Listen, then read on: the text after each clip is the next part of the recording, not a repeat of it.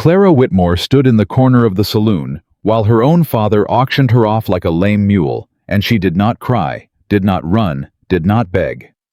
She had stopped begging years ago. When the laughter grew loud enough to rattle the lanterns, she lifted her chin and stared straight ahead, because that was the one thing they could never take from her. Then a stranger nobody knew set a single gold coin on the counter and spoke two words that silenced the cruelest town in Montana. "I'll take her." Before we ride into this story, if you believe a woman's worth was never anyone else's to measure, go on and subscribe and stay with me all the way to the end. Tell me in the comments what city you're watching from, so I can see just how far Clara's story has traveled tonight. Now let's begin. The gold coin spun once on the counter and dropped flat, and for the length of one held breath, the whole saloon in Black Pine forgot how to laugh. Walter Whitmore had been mid-sentence when it happened. He'd had his mug lifted, his voice pitched loud for the room, his grin already stretched to catch the laughter he knew was coming. He was a man who ran his mouth the way other men ran cattle, and the town of Black Pine was his herd. He knew how to work them. He knew which words landed. "I'm telling you, gentlemen," Walter had been saying, "the good Lord gave me one daughter, and he must have been in a foul mood that morning." The men had roared. "Look at her. Hands like a blacksmith, shoulders like a mule skinner. I've been trying to give her away for 10 years, and every man in this territory's got the sense God gave a goose." More laughter. Someone slapped the bar. Someone else near choked on his whiskey. "So I'll make it easy," Walter had crowed, spreading his arms. "Any man in this room brave enough, she's yours. No dowry, no conditions. Take her off my hands and I'll shake your fool." That was when the coin came down. Nobody had seen the stranger cross the room.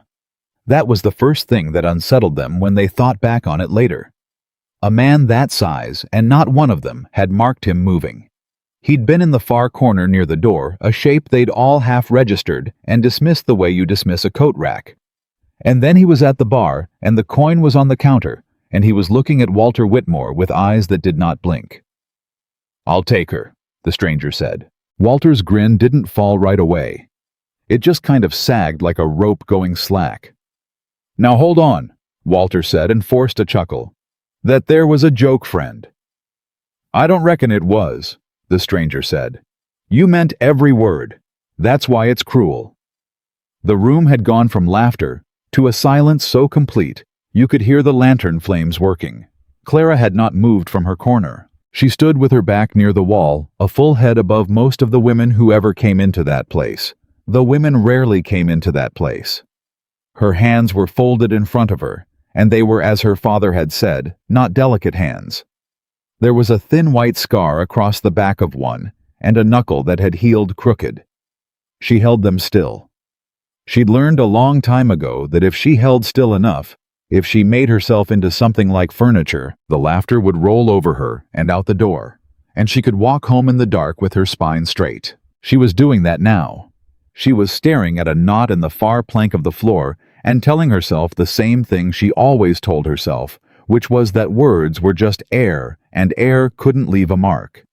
But the stranger's words had left a mark, and she did not yet understand why. "Friend," Walter said, recovering some, "I don't know you." "No," the stranger agreed. "You ain't from around here." "No." "Well?" Walter looked around the room, hunting for his footing, hunting for the laugh. "You buy a woman like you buy a horse now, is that it?" And there it was. The room chuckled, weak but there. Walter felt it and warmed to it. "You want to look at her teeth first? Check her feet for cracks." The stranger turned his head and looked directly at Clara for the first time. She felt it before she saw it. A weight settling on her, the way a hand settles on a horse's flank to steady it. She lifted her eyes from the floor because she was not going to give any man in that room the satisfaction of her looking down. She met the stranger's gaze full on, expecting the thing she always found in men's faces. The pity, or the disgust, or the calculation, or worst of all, the mockery. She found none of it. He was looking at her the way a man looks at deep water, trying to read how far down it went. "What's your name?" the stranger said. It wasn't quite a question. He said it low, meant for her, though the whole room heard it. Clara's voice, when it came, was steadier than she expected. "Clara." "Clara what?" "Whitmore, same as him." She tipped her chin an inch toward her father. "For my sins." Something moved at the corner of the stranger's mouth. Not a smile. The ghost of where a smile might live in a man who'd forgotten how. "Elias Carter," he said like it was owed to her. Then he turned back to Walter Whitmore, and the ghost was gone. "You put a price on her in front of the whole town. I've matched it. In front of the whole town. Now a man's word's a man's word out here, ain't it? Or don't it carry the same up in these mountains as it does down south?" The men shifted. That question had a hook in it. Out in this country, a man's word was the only currency that never inflated, and Walter had just spent his loud in public. "It carries," someone muttered from a table. "Word's word," said another. Walter's face had gone from red to a mottled thing. He set his mug down harder than he meant to. "Now see here, she's my blood. I ain't handing her off to some drifter I never—" "You just did," Elias said. "You handed her off to the whole room. I'm the one who was fool enough to reach out and catch her." He put a second coin down beside the first unhurried, and the two of them sat there gleaming in the lamplight. "That's for your trouble, and that's the last kind word I'll waste on you, Whitmore." The bartender, a stooped old man named Pruitt, who had watched Clara grow up and never once said a thing in her defense, looked between the coins and the stranger and cleared his throat. "Magistrate's 2 doors down," Pruitt offered weakly. "If it's a Marion matter." "It's a leavin' matter," Elias said. "Marion's how it's done proper, so we'll do it proper." He looked at Clara again. "If the lady's willing." And that word landed harder than the coins had. Nobody in Black Pine had ever called Clara Whitmore a lady. Not once in 25 years. She had been the ugly daughter, the mule, the joke, the poor thing, the it. She had been every name that got hollered across a street. But not that one. Never that one. She felt her throat close, and she hated it, because she did not weep in front of these people. She had made a religion of not weeping in front of these people. And now this stranger had walked in, and near broke that religion with a single word. "You don't know me," Clara said. Her voice came out rough. "You don't know a thing about me." "That's true," Elias said. "I could be lazy. I could be mean as a snake. I could steal from you in your sleep." "You could." "Then why?" The whole room was leaning in now, and she knew it, and she didn't care. Elias was quiet a moment. When he answered, he didn't answer her father or the room. He answered her. "Because you're the only soul in this place that ain't laughing," he said. "And you're the one they're laughing at. Reckon that makes you the only honest person in the room. I've spent 9 years alone in these mountains, ma'am. I've had my fill of liars. I'll take an honest woman who might steal from me over a whole town of thieves who smile while they do it." Nobody laughed at that. Walter Whitmore made one more run at it. He came off his stool and crossed toward Clara, and his voice dropped to the private venom he saved for her. The voice the town never heard, the voice she'd grown up inside of. "You listen to me," he hissed, close enough that only she and Elias could hear. "You go with this man, you'll be crawling back here inside a month worse off than you ever were, and I won't take you in. You hear me? I'll shut the door in your ugly face. You'll die in a ditch." Clara looked at her father. For 25 years, his voice had been the loudest thing in her head. It was there when she woke, and there when she slept. It told her what she was and what she'd never be, and she had believed every syllable of it, because a child believes her father the way she believes the sun comes up. But she was not a child anymore, and a stranger had just called her a lady in front of the whole town. And the strange thing, the thing that shook her more than anything, was that when he'd said it, he hadn't looked like he was doing her a kindness. He'd looked like he was stating a plain fact she'd been too beat down to see. "Papa," Clara said, and her voice did not shake this time. "You already shut the door, years ago. I just kept knocking because I didn't have nowhere else to go. Walter's mouth opened. "I got somewhere now," she said. She stepped past him. She did it slow so nobody could say she'd run, and she walked across that saloon floor with every eye in black pine on her, and she did not look down at the knot in the plank, she looked straight at the door.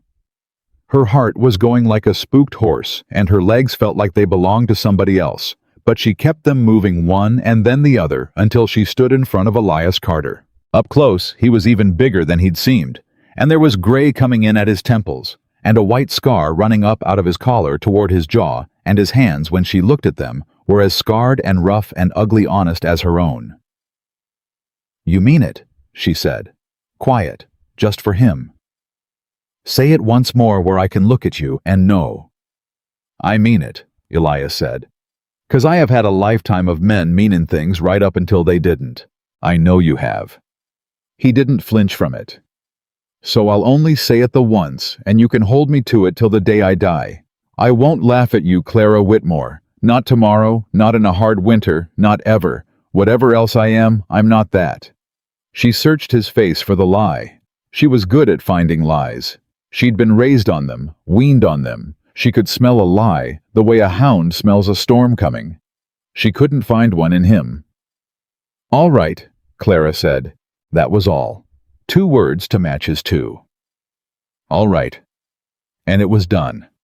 They were married that same afternoon by Magistrate Coburn, a nearsighted old man who kept sneezing into a gray handkerchief and reading the words too fast like he wanted it over.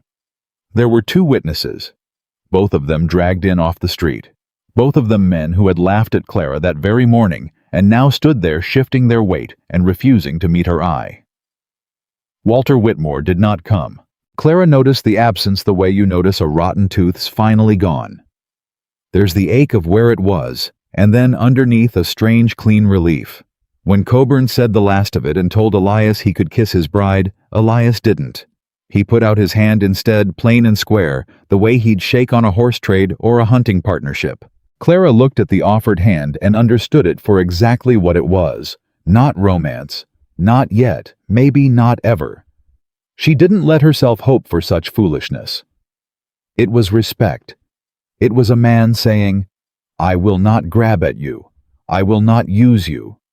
I am offering you something you can refuse." She took his hand.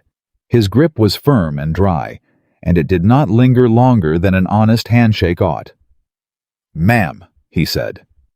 "Mr. Carter," she said. Outside the magistrate's office, the light was going amber and long. A knot of townsfolk had gathered because news in Black Pine traveled faster than any horse, and they wanted to see the ugly Whitmore girl handed off to a mountain drifter, wanted to gather it up as a story to tell.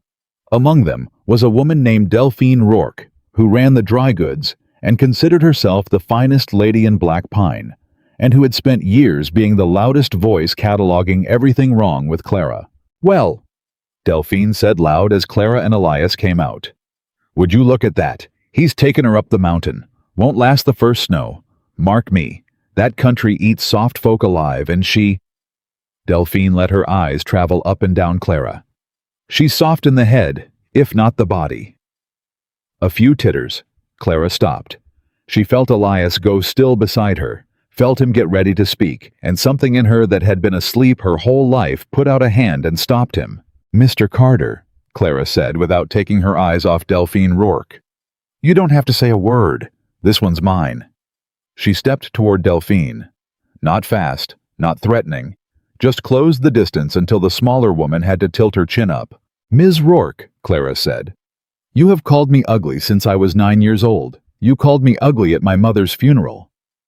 You called me ugly when I hauled water for your sick husband 3 winters back all night while you slept, and never once said thank you." She watched the color drain out of Delphine's cheeks. "I used to lie awake wondering what I'd done to you. Took me years to understand. I didn't do nothing. You just needed somebody to stand lower than you so you could feel tall." The street had gone quiet. "Well," Clara said, "you go on and keep me down here in your mind. I don't live there no more." And she turned her back on Delphine Rourke, which was a thing no one had ever seen anyone do, and she walked to where Elias's horses stood waiting. Behind her, she heard nothing. No laughter. For the first time in her whole life, when Clara Whitmore walked away from a crowd of black pine folk, not one of them laughed. Elias came up beside her and busied himself with the cinch on the pack horse, and she thought that was the end of it, but as he checked the strap, he spoke low, meant only for her. "That," he said, "was a finer speech than I've heard in 9 years of towns." "Was too long," Clara said. Her hands were shaking now that it was over. "Western folk are supposed to say less." "No," Elias said. "It was exactly enough." And there was that ghost again, that place at the corner of his mouth where a smile lived and rarely came out. They didn't leave that evening. Elias said the mountain trail at night with a horse that didn't know her handler yet was a good way to lose a horse and a person. Both. And he'd taken a room at the boarding house for the night, one room, and Clara felt her stomach drop at the arithmetic of that one room, and every ugly thing she'd been told about what men wanted came flooding up. He read it on her face. She'd learn in time that he read most things on faces that a man who lived alone with animals gets so he can hear what isn't said. "I'll take the floor," Elias said before she could speak. "You take the bed. Door's got a bolt on the inside. You put it across. If it eases you, I won't be offended. I'll be down at the livery seeing to the horses a good while anyhow." Clara stared at him. "You paid 2 gold coins for me." "I paid 2 gold coins to get you out of that saloon," Elias said. "What happens after is yours to decide, and if the answer's nothing ever, then it's nothing ever, and we'll be 2 partners sharing a mountain. I've made my peace with cold nights, ma'am. 9 years of 'em. One more won't kill me." He set his hat back on. "But I won't have you afraid in a room with me. That I won't have." And he went down to the livery and left her the room and the bolt. Clara sat on the edge of the bed a long time in the failing light and did not throw the bolt. She thought about her mother dead these 15 years, the one soul who'd ever looked at Clara with something other than disappointment. She thought about the way her mother near the end, wasted down to nothing, had held Clara's rough young hand in her thin one and said, "Baby, you are not too much, whatever they tell you. You are not too much, and you are not too little. You are just waiting on somebody with eyes to see you." Clara had never believed her. She'd thought it was the kind of thing a dying mother says, a lie of love, the last soft blanket you throw over a child you're leaving behind. She sat in the boarding house and turned the words over, and for the first time in 15 years, she let herself wonder if her mother had been telling the truth. She did not throw the bolt. In the morning, Elias knocked once, called out that coffee was on downstairs, and they'd move at first light, and when Clara came down, he had already loaded the horses and paid the account, and stood waiting with a tin cup of coffee that he handed to her without a word. And she saw that he'd put sugar in it, though she hadn't asked, and she didn't know how he'd known she'd want sugar, and she never did learn how, but she drank it, and it was the sweetest thing she'd tasted in years. They rode out of Black Pine as the sun came up. Clara did not look back at the town. But once, only once, she looked at the man riding beside her, this stranger, who was somehow her husband, this silent mountain of a man who had walked into the cruelest room she knew and set down a gold coin and called her a lady. "Elias," she said. His name felt strange and enormous in her mouth. "Why'd you really come down to Black Pine, man like you? Alone up there 9 years. Why come down now?" He was quiet for a good long stretch of trail. She'd learned that too, that his quiet wasn't him ignoring you, it was him deciding to tell you the truth, which took him longer than a lie would take most men. "Come down for salt and shot and a new axe head," Elias finally said. "That's the true and boring of it." Then he looked at her, and the country opened up wide and pale gold in front of them, and he said the rest. "But I'll tell you what, I didn't come down for Clara Whitmore. I didn't come down for a wife. 9 years I told myself I didn't want one, didn't need one, was better off. Told myself the mountain was enough." He shook his head slow. "Then I walked into that saloon and heard a whole town laughing at a woman who wouldn't cry for him. And something in me that I'd left for dead 9 years ago just stood right up." Clara's chest ached. "And what was that? That thing in you?" "Don't rightly have a word for it," Elias said. "Only that when I saw you standing there taking it not breaking, I thought there." There's somebody who knows what it is to be left out in the cold and go on living anyhow. He faced forward again. Figured maybe two people like that had no business being cold alone. Figured maybe that's a thing a man rides down a mountain for whether he knows it or not. They rode on, and the town of Black Pine fell away behind them into the folds of the hills with all its laughter and all its names. And Clara Whitmore, who had believed her whole life that she was the woman nobody wanted, rode up into the high country beside the one man who had looked at everything the world had thrown away and said, "I'll take her," and meant it. She still did not know what waited for her up in those mountains. She did not know about the winter that was coming, or the storm, or the night his life would come down to her two scarred hands and nothing else. She did not know that the town she was leaving would one day tell her story with shame in their mouths, or that a man could be saved by the very woman his whole world had laughed at. She only knew that the coffee had been sweet and that no one was laughing, and that for the first time in 25 years she was riding towards something instead of away. And when Elias Carter caught her looking and did not look away, did not sneer, did not flinch, but only tipped his hat to her, the way a man tips it to a woman he respects. Clara Whitmore felt the first small crack open in the wall she'd built around her heart, and through it, faint and unfamiliar and terrifying, came something she had not felt since her mother died. Hope. She turned her face to the mountains and let it come. The trail out of Black Pine narrowed within the first hour, and Elias Carter did not slow his horse for it. "You keep up all right," he called back, not turning his head. "I've been keeping up my whole life," Clara said. "Ain't about to fall behind on my wedding day." That earned her the ghost of that half-smile again, the one she'd seen twice now, and was already learning to hunt for. He clucked to his horse and pushed on, and Clara followed, and for a good long while the only talk between them was the talk of leather and hoof, and the wind coming down off the high country to look them over. It was near noon when the pack horse balked. It happened fast, the way trouble always does. The animal, a rangy bay with a nervous eye, caught the shadow of a hawk crossing the trail and threw itself sideways, and the trail at that spot was a ribbon of rock with a long fall on the downhill side, and the horse's back legs went out from under it in a spray of loose stone. Elias was 20 feet ahead. Too far. "Elias!" He had time to shout, and nothing else. Clara was already off her horse. She hit the ground running before she'd made the decision to the way a body does when it's spent 25 years learning that nobody was coming to help, so you'd best move your own 2 feet. The pack horse was scrabbling half its weight already hanging out over the drop.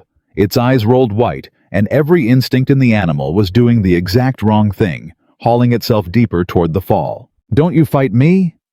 Clara said to it low and hard, and she got the lead rope off her own saddle horn, and she didn't try to pull the horse, which no woman alive could have done. She looped the rope fast around the trunk of a lightning-split pine and took up the slack and threw her whole body backward against it. The rope went tight. The horse's slide stopped. "Hold!" Clara gritted boots, skidding arms, screaming. "Hold, you fool creature, hold!" Elias came off his horse at a dead run, and got there, and the two of them together, him on the halter, talking that animal down out of its terror, and her on the rope with the pine bark cutting her palms. They walked the pack horse back, one shaking hoof at a time, until all 4 feet were on solid rock, and the danger was past. The horse stood blowing. Clara stood blowing harder. Elias looked at her over the animal's heaving back. He looked at the rope still snubbed around the pine at the way she'd anchored it at her torn hands. "Where'd you learn to snub a line like that?" he said. "Didn't learn it nowhere." Clara flexed her bleeding hands and winced. "Just figured a rope and a tree'd hold what my arms couldn't." "That's exactly right," Elias said. "That's the whole of it. Took me 2 winters up here to learn to think like that, and you did it in about a second and a half." "I had a good reason." She nodded at the drop. "Long way down. It surely is." He was still looking at her, and there was a new thing in his look now on top of the respect she'd already seen. It took her a moment to place it, because it was so unfamiliar aimed at her. It was surprise. He was surprised by her, and he liked being surprised, and Clara felt something warm and dangerous move in her chest, and she shoved it back down where it belonged. "We lose in daylight," she said gruff, and went to see to her hands. He caught her wrist before she could turn away. Gentle. She froze. Let me, Elias said. He got a rag and a little tin of tallow salve out of his saddlebag, and he took her ruined hands in his ruined hands, and he worked the salve into the torn places, careful as a man handling something that mattered. And Clara stood dead still and did not breathe. No man had touched her hands with kindness since her mother died.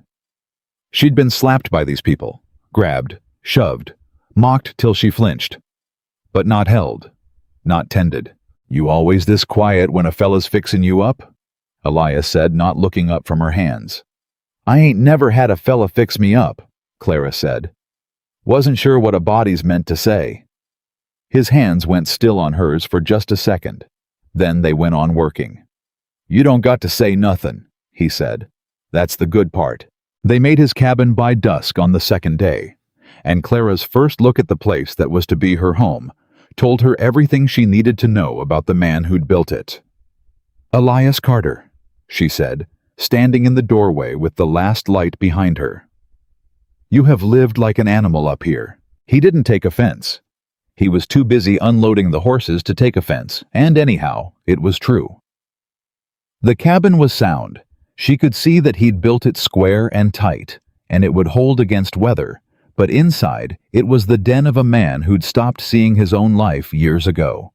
Traps and tools hung wherever they'd last been dropped. There was a bed and a table and one chair and a cold stone hearth thick with old ash, and not one single thing in that whole room that said a person lived here who expected to go on living. It kept the snow off, Elias said mild.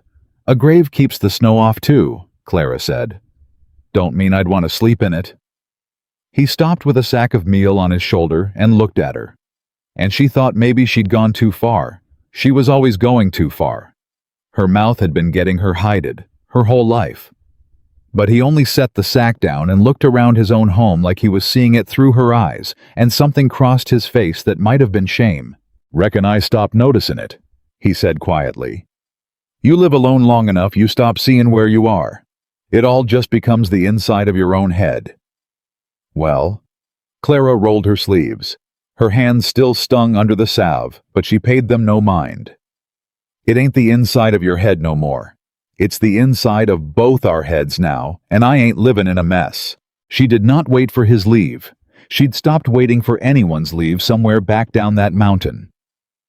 She started in on the cabin that very night by lantern light, tired as she was, and she did not stop when Elias told her to rest, and she did not stop when the light guttered. She just kept working because work was the one language she'd ever been fluent in, and this was the first time in her life she was working on something that was going to be hers. By the time she finally slept curled on a pallet by the swept hearth, because she'd told Elias flat she wasn't taking the only bed and putting him on the floor in his own house, the traps were hung in rows, the tools were sorted, the ash was hauled out, and a home had started just barely to breathe. Elias lay awake in his bed a long while listening to her breathe over by the hearth, and he thought about the 9 years he'd spent telling himself he preferred the quiet. The next morning she was up before him. That rattled him some a thing he'd never say. In 9 years no living soul had been up before Elias Carter. He came awake to the smell of coffee and the sound of the axe, his axe splitting kindling in a fast clean rhythm out the door. And for one confused half-second he didn't know where he was or who he was, because a home that smelled of coffee and rang with somebody working was a thing out of a life he'd buried. He went to the door. Clara had a good pile of kindling going already, and she was working through the split logs he'd left to season, and she swung that axe like she'd been born with it in her hands. No wasted motion, the wood falling open clean. You're gonna wear yourself out by breakfast, Elias said. I've been up an hour, Clara said, not breaking rhythm. Coffee's on. Found your snares out back all tangled to sin, so I set 'em right, and there's a rabbit in the near one already, if you want meat with your eggs. If you got eggs, you don't got eggs. Man's been living up here 9 years without a hen. Elias, how have you not died? Been asking myself that since you walked in, Elias said, and it came out before he could stop it. And it wasn't about eggs at all, and they both knew it. And Clara buried her sudden red face in the next swing of the axe. The days that followed, built one on the next like courses of a wall. Clara learned the mountain, and the mountain learned her. She was strong. Everyone had always said so, said it as an insult. But up here, strength wasn't an insult. Up here, strength was the difference between the quick and the dead. And for the first time in her life, the very things that had made Black Pine laugh at her made her precious. Her big, capable hands, her broad shoulders, her endurance that didn't quit. Elias would set a task he figured would take her a day, and she'd have it done by noon, and be asking what was next. But it wasn't just the strength. He'd expected the strength. What he hadn't expected, what caught him off guard again and again, was the way she saw. "Your smoke's drawing wrong," she told him one evening 3 weeks in watching the fire. "Fire's fine. Fire's fine. Chimney ain't. You got a bird's nest or a crack up in that flue 'cause the draw's fightin' itself. You'll smoke us out come winter when you can't leave the door open. And worse, you'll get the bad air, the kind that puts a man to sleep and don't wake him." She was already fetching a lantern. "I'll go up on the roof and look." "You will not go up on my roof in the dark." "Then I'll go up at first light. But it's gettin' looked at, Elias, 'cause I did not ride up this mountain and marry a mountain to have him poison me with his own chimney." And she went up at first light, and she found the crack a bad one hairline, but bad exactly where she'd said, and she patched it with clay and lime, while Elias stood at the bottom of the ladder, not saying a word, because there wasn't a word to say. That was the day he stopped thinking of her as somebody he'd rescued. He'd carried it that way at first without quite admitting it, the notion that he'd done a fine thing, a charitable thing, plucking her out of that saloon. But a man doesn't rescue his equal. And Clara Whitmore, he was coming to understand, was nobody's charity. She was the best partner he'd ever had at anything. The kind of partner a man dreams on and never finds. And the fact that the whole of Black Pine had thrown her away struck him now not as her misfortune, but as theirs. The biggest fool bargain in the history of that fool town, and he'd walked off with the winnings. He told her none of this. He didn't have the words for it, and wouldn't have known how to say them if he had. But he started doing a thing he'd never done, which was to ask her. "What do you make of this stretch of creek?" he'd say. Or, "You reckon we run the trap line north or west this season?" Or, "That weather feel wrong to you, feels wrong to me." And he'd wait, actually wait for her answer, and weigh it, and half the time follow it. Nobody had ever asked Clara Whitmore what she thought about anything. Not in 25 years. Her father had asked her to fetch and haul and shut up. The town had asked her nothing at all. And here was this man, this legend. The whole territory whispered about asking her opinion on the trap line, like her opinion was worth the asking. It undid something in her slow a knot she'd been tied in so long, she'd forgotten it was a knot. "Why do you keep asking me things?" she said one night. They were mending harness by the fire, the two of them, and she'd blurted it before she'd thought. "'Cause you know things," Elias said, not looking up from the leather. "Nobody ever thought I knew things. Then nobody ever paid attention." He pulled a stitch tight. "First thing you learn livin' alone, Clara. World's full of folk talkin', and near empty of folk worth listenin' to. You're worth listenin' to. I figured that out on the trail up. Would have figured it out sooner if I'd had the sense God gave that pack horse." Clara laughed. She actually laughed out loud, a rusty, startled sound, and clapped her scarred hand over her mouth like she'd let out a curse in church. Elias looked up at that. "Do that again," he said. "Do what?" "Laugh." He said it plain, but there was something under it, something almost hungry. "I ain't heard you laugh not once all these weeks. And I just now heard it, and it's a fine sound, and I want to hear it again." Clara's laugh died in her throat, and something warmer and more frightening rose up to take its place. She looked down hard at the harness in her lap. "Been a while since I had cause to," she said quietly. "Then I'll have to give you cause," Elias said. "It's a poor mountain that don't ring with a little laughin' now and again." The first big test of them came in the 5th week, and it came in the shape of a man. Clara was down at the creek hauling water when she heard the horses on the trail, more than one, and her whole body went cold and old at the sound, because horses meant people, and people had never once in her life meant anything good. She set down the buckets, and she went back toward the cabin fast and quiet, and she got there just as 3 riders came up out of the tree line into the clearing. Elias was in the doorway with his rifle already down out of the rack, not raised, just held. "That's far enough," he called. The lead rider reined up. He was a big soft-fleshed man in a good coat, the kind of man who'd never split his own wood, and he had two hard-faced men behind him who most surely had. "Elias Carter," the soft man called, friendly as a snake. "Been a long time. You're a hard man to find." "Meant to be Sutter," Elias said. Clara moved along the tree line, keeping low, working around toward the woodpile where the axe was, because she had learned young that when trouble comes on horseback, a woman does well to have a heavy thing in reach. "I'll get right to it," the soft man Sutter said. "Company I represent's buying up the whole of this range, timber and mineral both. Been buying it 2 years now, quiet-like. You'd be surprised how much of this mountain's already ours on paper." He smiled. "Yours is about the last piece, and you never filed a proper claim on it, Carter. 9 years squattin' and never once walked into a land office. Which means, legal speaking, it ain't yours at all. It's the government's, and we've made the government a very handsome offer." Elias didn't move. "I built here. Buildin' ain't ownin'. Ownin's ownin'. It's ink on a page in an office, and there's no ink with your name on it anywhere in this territory. We checked." Sutter leaned on his saddle horn. "So here's the Christian thing I'm offerin'. Take $50, take your horses and your traps, and ride down off this mountain by first snow, and we'll call it square. Refuse and come spring, the marshal rides up here with paper, and you go down the hard way, and you get nothin'. $50, Carter, for land the law says was never yours." Clara's blood was pounding in her ears. She could see it, all of it, the whole shape of the trap, the way these three thought they had a lone mountain man dead to rights, a man too proud and too far from any law to fight paper with paper.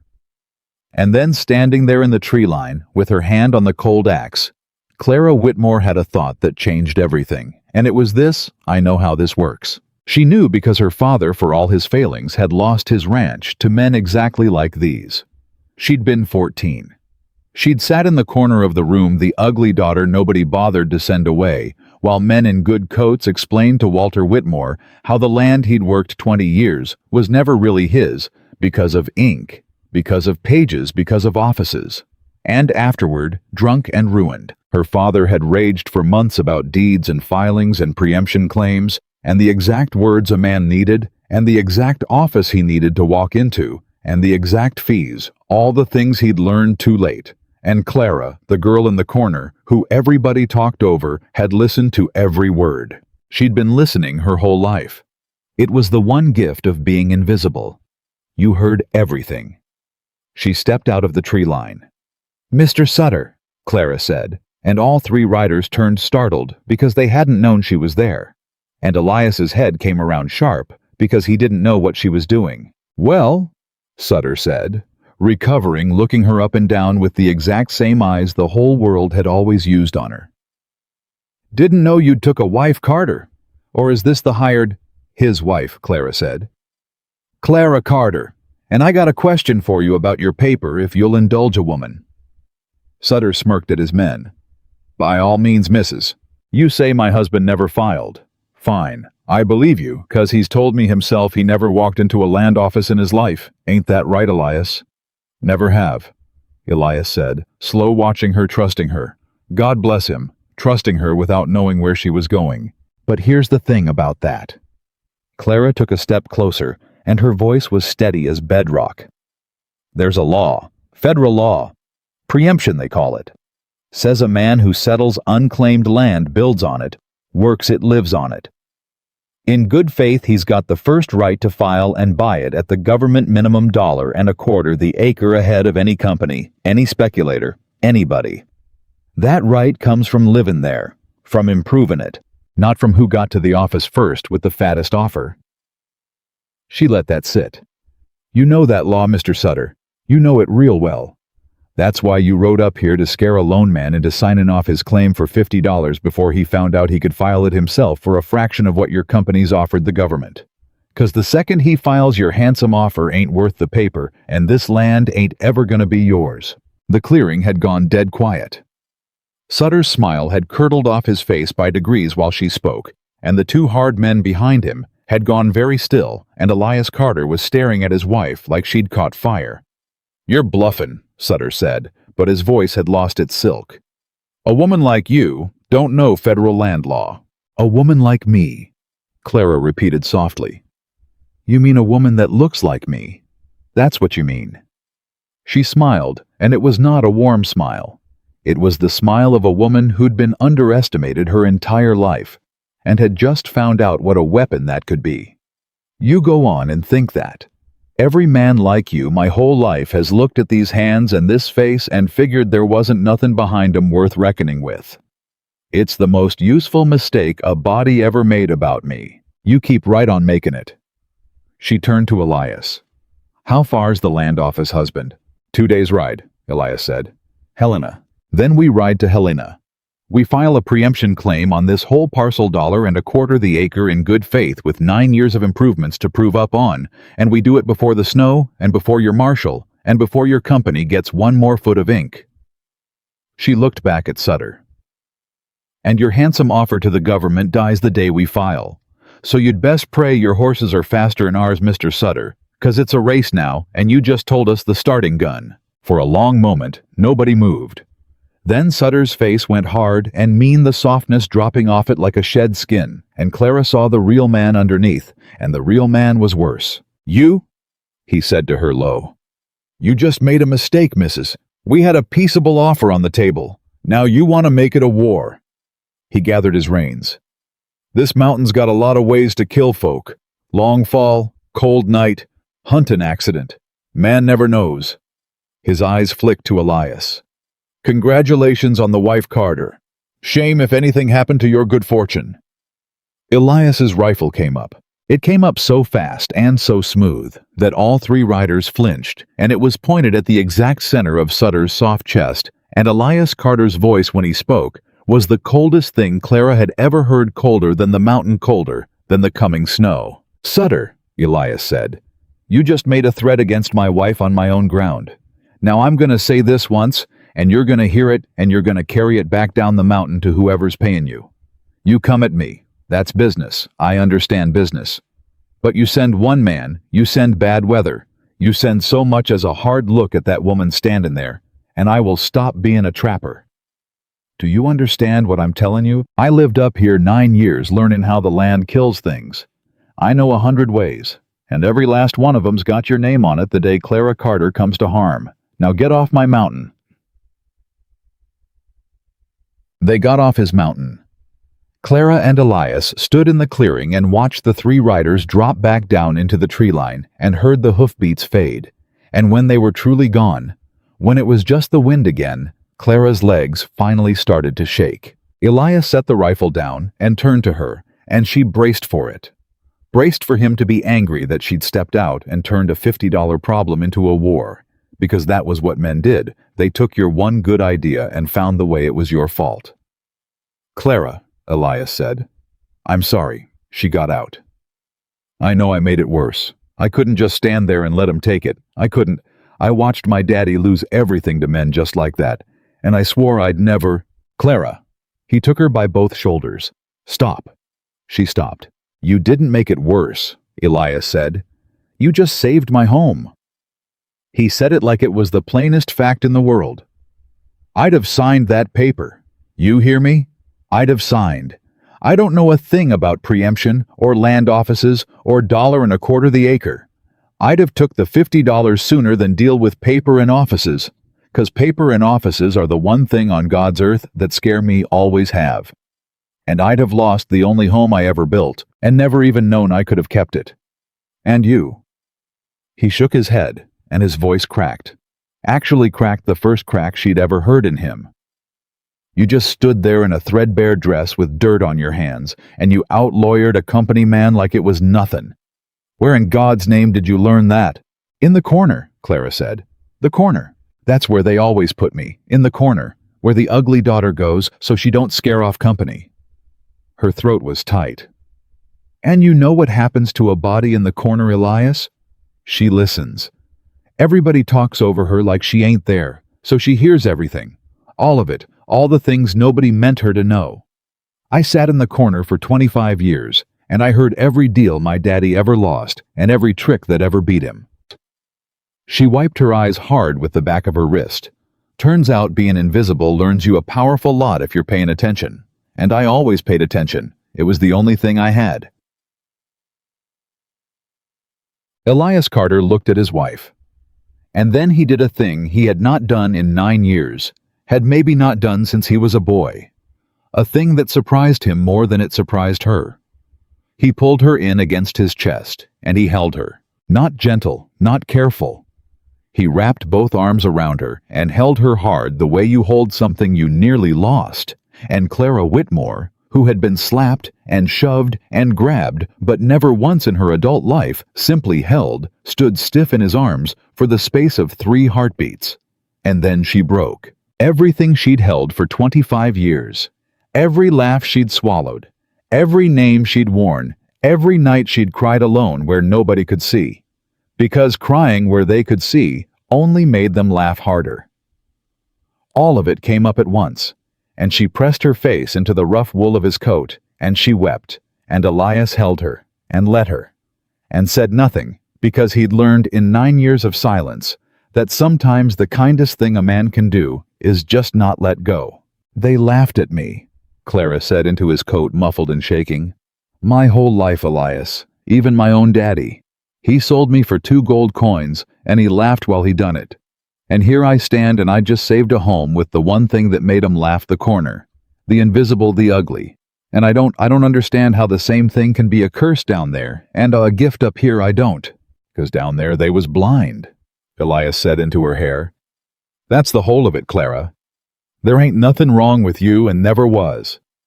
There was something wrong with their eyes. Every single one of 'em. A whole town of blind fools, and they had a treasure walking among 'em for 25 years, and they laughed at it 'cause they couldn't see." His arms tightened. "Well, I ain't blind. I lived alone up here 9 years, and it did one good thing for me. It cleaned out my eyes. And the first clear thing I ever saw with 'em was you standing in a saloon, not crying for a room full of people that didn't deserve one tear off you. And I thought, there's the strongest soul I ever laid eyes on. And I was right.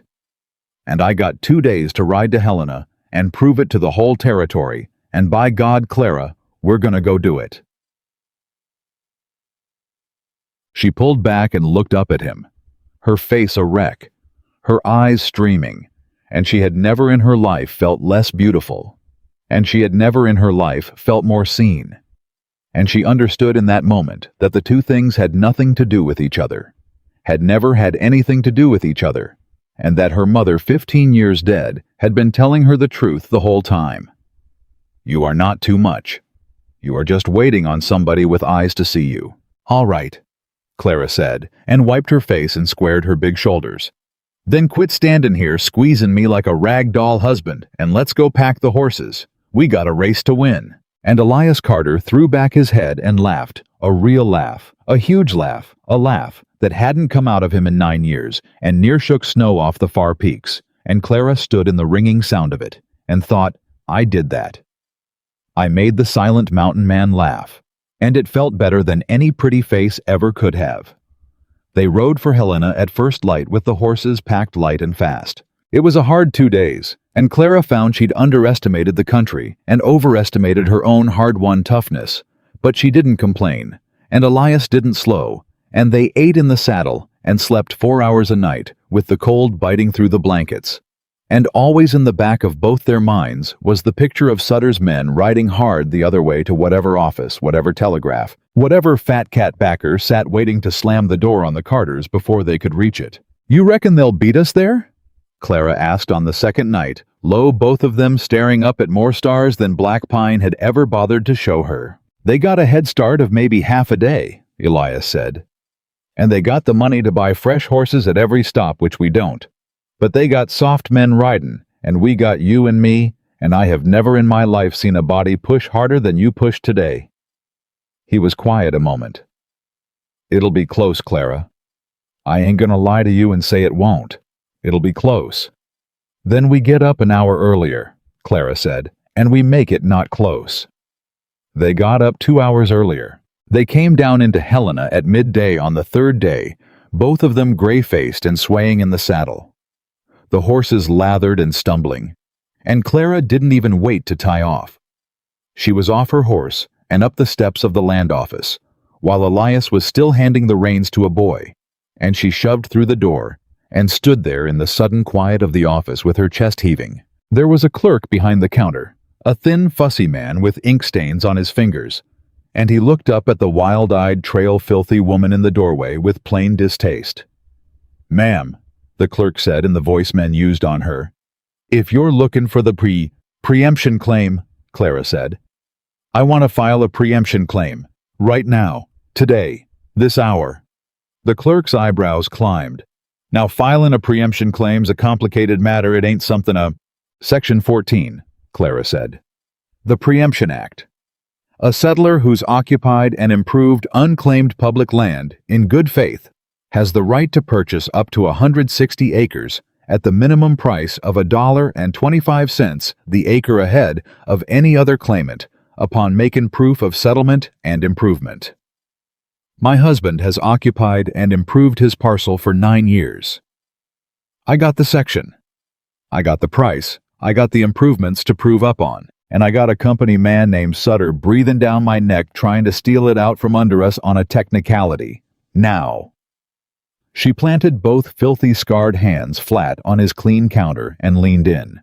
"Has anybody at all filed on the Carter parcel in the Rocky Range section, as I'll describe it, in the last 3 days?" The clerk had gone from distaste to something else entirely.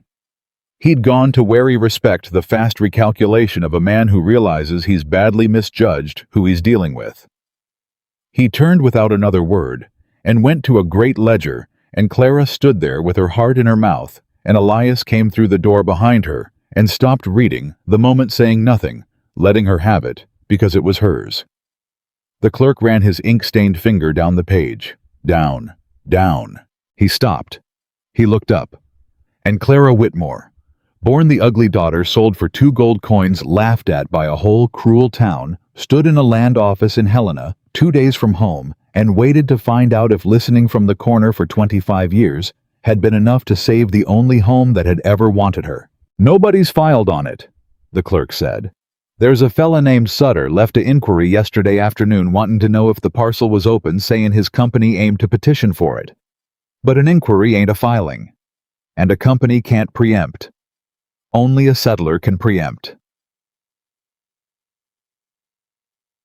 He was already reaching for the forms, all his fussiness gone, replaced with a clerk's clean pleasure in seeing the law used right. "You beat him, missus, by about 18 hours. If your husband'll swear the settlement and you can describe the improvements, I can start your claim this afternoon, and once it's filed, no company on God's earth can touch it. Now let's get you a chair. The both of you look about to fall down, and let's do this proper." Clara did not fall down. She turned around very slowly, and she found Elias's eyes, and neither of them said a word, because there weren't words for it. There was just the two of them standing filthy and swaying in a government office, having beaten the whole weight of a land company by 18 hours. And Elias Carter reached out and took his wife's ruined hand in his and squeezed it right there in front of the clerk, and Clara squeezed back.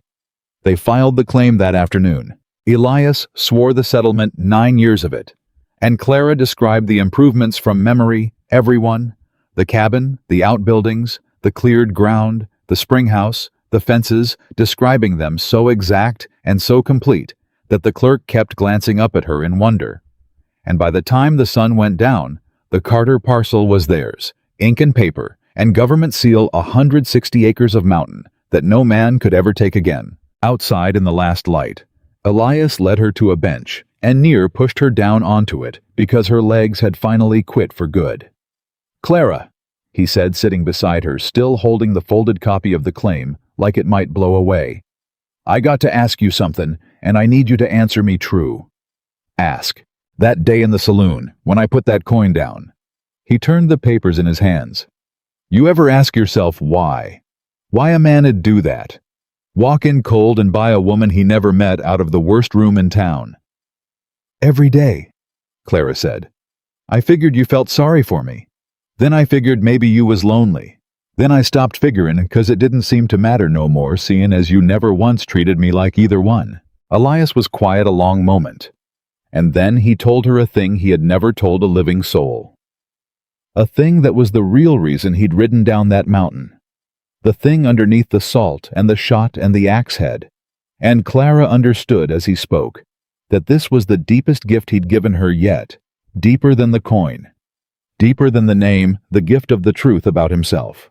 9 years back, Elias said, low staring out at the dark, I had a wife, down in Kansas, and a girl, little girl, Emmy.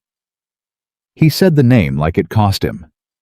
And there was a sickness came through fever, and I was off working a rail crew 40 miles away to make the money to keep 'em, and by the time word reached me and I rode home, they was both gone, both of 'em, in the ground a week already.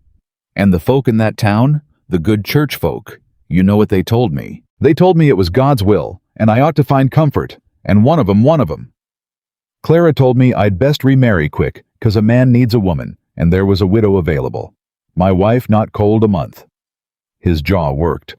So I took what I could carry, and I rode north, and I kept riding till the country ran out of people, and I built that cabin, and I told myself I'd never again care about one single thing that the world could take away from me. 9 years. 9 years I kept that promise. Clara didn't touch him. She'd learned when not to. She just listened from the corner of him the way she listened best. And then I rode down for an axe head, Elias said, and I walked into that saloon and I heard a room full of people laughing at a woman, and I looked at her and she wasn't crying. She was just standing there taking it alive, refusing to break, refusing to give them her tears. And Clara. His voice went to almost nothing. It was like looking in a mirror. It was me standing in that Kansas churchyard refusing to break in front of folk that didn't deserve to see me break.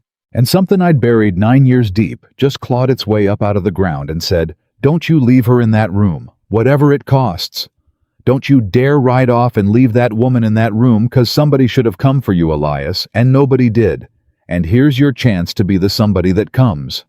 He finally looked at her. So I didn't come down for a wife, he said. God's truth. I came down for an axe head. But I think maybe some part of me that was smarter than the rest had been riding down that mountain for 9 years, looking for one single person in all the world who knew what it was to be left out in the cold and go on living anyhow. And I found her in the worst room in the cruelest town in Montana getting auctioned off by her own father. He shook his head slowly. And every fool in that room thought I got the bad end of the bargain, and I let 'em think it. But I knew Clara. I knew the second you looked up off that floor and met my eye instead of looking down. I knew I'd just found the only thing worth coming down a mountain for. Clara Whitmore sat on a bench in Helena with the deed to her home in her husband's hands, and her husband's whole broken heart laid open in front of her. And she understood finally completely the thing she had spent 25 years unable to believe. She had not been rescued. They had rescued each other. Two people the world had thrown out into the cold, and each one had walked all that way looking for the other without knowing it. And against all the odds and all the cruelty and all the laughter, they had actually found each other in a saloon over 2 gold coins in a joke that turned out to be the truest thing that ever happened to either of them. Elias? Clara said, and her voice was thick. I got something to tell you too, and I only ever told it to one person, my mama, before she died. Tell me. My whole life I believed I was the woman nobody wanted. I built my whole self around it like a house built on bad ground. Everything I did, everything I was, it all sat on top of that one thing: nobody wants you, nobody will ever want you. She turned to face him full on in the dark, filthy and exhausted, and no man's idea of a beauty. And you know what you done that day with the coin? You didn't just get me out of that saloon. You knocked the bad ground out from under my whole life. 'Cause somebody wanted me. Not despite what I am, on account of it. And I've been standing here these 5 weeks, feeling the whole house of me come down. Everything I ever believed about myself just fallen, and I was scared to death of it, Elias, 'cause I didn't know what'd be left standing when it was all down. She drew a shaking breath. And now I know. You're what's left standing. You and this deed in a cabin 2 days north that smells like coffee now instead of a grave. That's what's left, and it's more than I ever in my whole life let myself want. Who was him? Elias Carter looked at his wife for a long, long moment in the Helena dark. And then for the first time, he did not offer her his hand. He reached up slow, giving her every chance to pull away, and he laid his rough, scarred palm against her rough, scarred cheek. And Clara did not pull away.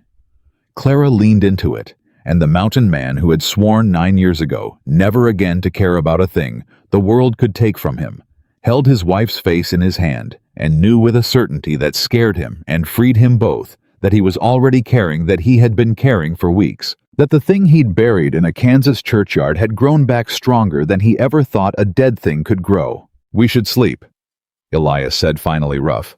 2 days home, hard ride. We should, Clara agreed. Neither of them moved. Sutter'll have got word by now the claim's filed, Elias said. That it's ours legal pass taken. He'll be angry, Clara. Angrier 'n a wet hornet, and he made threats, and I don't take a threat like that light. I know it. So we ride home careful, and we watch the trails. And come winter when the snow shuts us in and shuts everybody else out, we'll be safe, 'cause won't nobody get up that mountain through a hard snow. But between now and the snow. His jaw tightened. Between now and the snow, we watch our backs. Every day.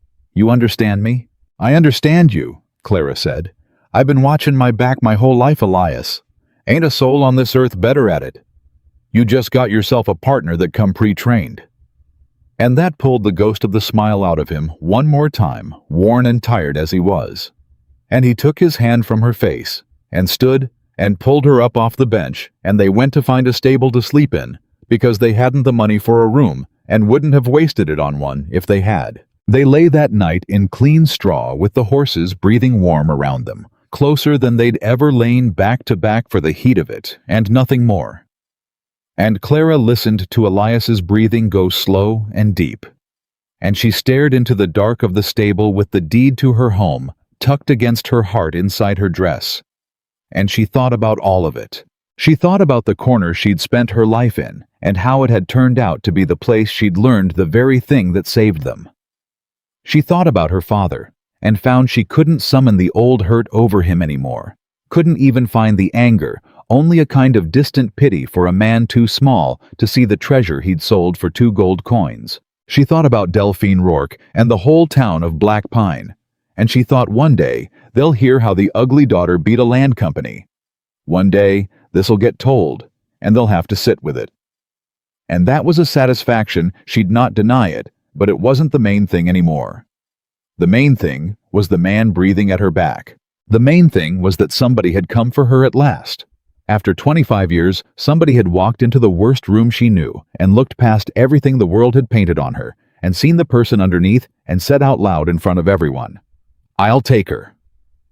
Clara Carter closed her eyes in the warm dark of a Helena stable with the deed to her home over her heart and her husband at her back, and for the first time in her whole hard life, she was not afraid of the morning. Behind them, 2 days south and burning with a fury she could not yet imagine, Sutter was already gathering the men who would come. But that was 2 days south, and it was winter that would decide it, and the winter was still coming. And tonight, just for tonight, Clara Whitmore Carter slept the deep clean sleep of a woman who had finally against all the world been found. They rode home careful, and they watched the trails, and for 3 weeks nothing came. That was the worst of it, Clara found. The nothing. A body could brace against a blow it saw coming, but Sutter had gone quiet, gone underground, and the silence sat on the mountain like weather that hadn't broken yet. "He's waitin'," Elias said one evening, cleaning his rifle by the fire the way he cleaned it every evening now. "That's what men like Sutter do. They wait for the ground to turn in their favor. Right now the ground's ours. We got the deed, we got the daylight, we got the trails clear, so he waits." Waits for what? Winter. Elias worked the cloth down the barrel. "Come the first hard snow, we're cut off up here. No law can reach us, no neighbor, no help. A man could do near anything to a family shut up on a mountain in January, and by the time the thaw come and anybody found out, it'd be old news and no witnesses." He set the rifle across his knees. That's when he'll come, Clara, not before. He'll come when the snow's done our fightin' for him made us alone. So we got till the snow to get ready. And then we got the whole winter to survive whatever he sends. Clara took that in. She'd stopped flinching from hard truth weeks ago. Up here, hard truth was just the shape of the day. Then we get ready, she said. And they did. They laid in more meat than two people could eat, smoking and salting against the deep cold. They cut wood past all sense till the stacks ran the whole length of the cabin's north wall. And Elias joked that they'd built a second house out of firewood. Clara worked the powder and shot into caches, one in the cabin, one in the spring house, one buried in an oilcloth by the woodpile, so that whatever happened, wherever they got caught, there'd be a way to fight from it. She'd thought of that. Elias hadn't. He'd have kept it all in one place, and she'd looked at him and said, "And what if the one place is the place you can't get to?" And he'd stared at her and then gone and dug two more caches without another word. "You think like a person who's already lost everything once?" he told her, watching her bury the oilcloth. "I think like a person who never had nothing to lose till now," Clara said, packing the dirt down flat, "and aims to keep it." The first snow came in the last week of October, and it came soft, a dusting almost pretty, and it melted off by noon. But the mountain had spoken, and they both heard it. The clock was running now. The second snow 10 days later did not melt, and the third snow the week after that closed the trails for good. Clara stood in the cabin door and watched it come down, thick and silent and endless, filling the world, erasing the way up and the way down and the way to any other living soul. And she understood that she was now, for the first time in her life, truly alone with another human being, sealed in no town to walk to, no crowd to escape into, no door but the one behind her. And the strange thing, the thing that surprised her, was that she wasn't afraid of the aloneness. She was afraid of what the aloneness might bring up the mountain. But the aloneness itself, the two of them shut in together against the whole white weight of the world that she found she wanted, God help her. She wanted it, and the wanting scared her worse than Sutter ever had. The winter closed over them, and inside the closed white world, something between Clara and Elias began to change. It changed slow. Neither of them was built for fast. They were two hard-used people who'd learned to guard themselves so long that the guarding had become the whole of who they were, and you don't set down a thing like that in a day. But the days were long now, and the nights were longer, and there was only the two of them, and the fire, and the endless snow, and in all that quiet, the guarding started, in spite of them, to come down. It came down in small things. It came down the night Clara woke from a nightmare, an old one, her father's voice and the laughter of the saloon, and found she'd cried out loud and heard Elias's voice come across the dark of the cabin, low and steady. "You're all right. You're up the mountain. Ain't nobody laughing up here." And she'd lain in the dark with her heart slowing and thought he heard me cry out, and he didn't make me feel small for it.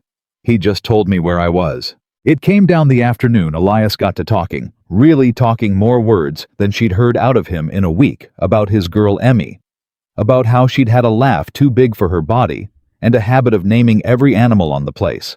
And Clara had listened and asked the right small questions, and watched a 9-year-old grief soften just a little, just at the edges in the telling. It came down over 100 small suppers and 1,000 small tasks, the two of them learning the shape of each other, until one evening Clara realized she could tell what Elias needed before he said it, could hand him the all before he reached for it, could read his silences the way he read faces, and she understood that somewhere in the long white weeks she had stopped being a woman he'd bought and become a woman he couldn't do without. "Elias," she said one night, the fire low, both of them near sleep, "can I ask you a thing and you not take it wrong?" "Ask? You ever gonna—" She stopped, started again. "That first night in the boarding house you said what happened after was mine to decide. You said if the answer was nothing, ever we'd be two partners sharing a mountain, and you'd made your peace with cold nights." She was glad of the dark, so he couldn't see her face. "I'm asking, I guess, if you still hold to that, if you're still at peace with it, being nothing but partners." The fire popped. Elias was quiet so long she thought she'd ruined it, thought she'd reached for a thing that wasn't hers to reach for. "No," Elias said finally. I ain't at peace with it. Ain't been at peace with it for weeks. But I gave you my word that first night, Clara, that it was yours to decide. And I ain't a man that takes his word back. So I've been waitin'. And I'll go on waitin' as long as it takes till you're the one to say, if you ever say. And if you never do, then I'll make my peace with it all over again, 'cause you're worth a cold night. You're worth 1,000 of 'em. Clara lay in the dark and felt the last wall she had. The biggest one, the one she'd built before all the others start to give. "Elias Carter," she said, and her voice shook. "Come here." And he came, and the wall came down, and two people the world had thrown out into the cold found in the deep heart of a Montana winter that they did not have to be cold anymore, not ever again, and that the love they'd each buried him in a churchyard, and her, under a lifetime of laughter, had not died at all. It had only been waiting, like her mother said, waiting on somebody with eyes to see. After that, the winter was different. It was warm now, the closed white world warm in a way that had nothing to do with the fire. They were not partners sharing a mountain anymore. They were a marriage, a true one, forged not in a saloon over gold coins, but in the long, slow honesty of a winter alone. And Clara Carter, who had gone 25 years believing no man would ever want her, woke each morning in her husband's arms and had to remind herself it was real. "I keep waiting to wake up," she told him one morning. "Back in Black Pine, on the floor by my daddy's cold stove, and find out I dreamed the whole of you." "You didn't dream me," Elias said and pulled her closer. "I'm the realest thing that ever happened to you, and you're the realest thing that ever happened to me. And we earned it, Clara. Both of us. We earned every bit of this the hard way, and don't nobody get to take it. But somebody meant to try." It was deep January when Sutter made his move, and he made it exactly the way Elias had said he would on the coldest, worst day of the winter, in the teeth of a storm so bad the world had gone white and howling, and there was no up nor down, nor sky nor ground, only the wind and the snow driving sideways hard enough to flay skin. They almost didn't see them come. That was the plan, of course. Come in the storm, when even a mountain man's eyes were useless, when the snow would cover tracks as fast as they were made, and muffle every sound and swallow every scream. Clara was at the window.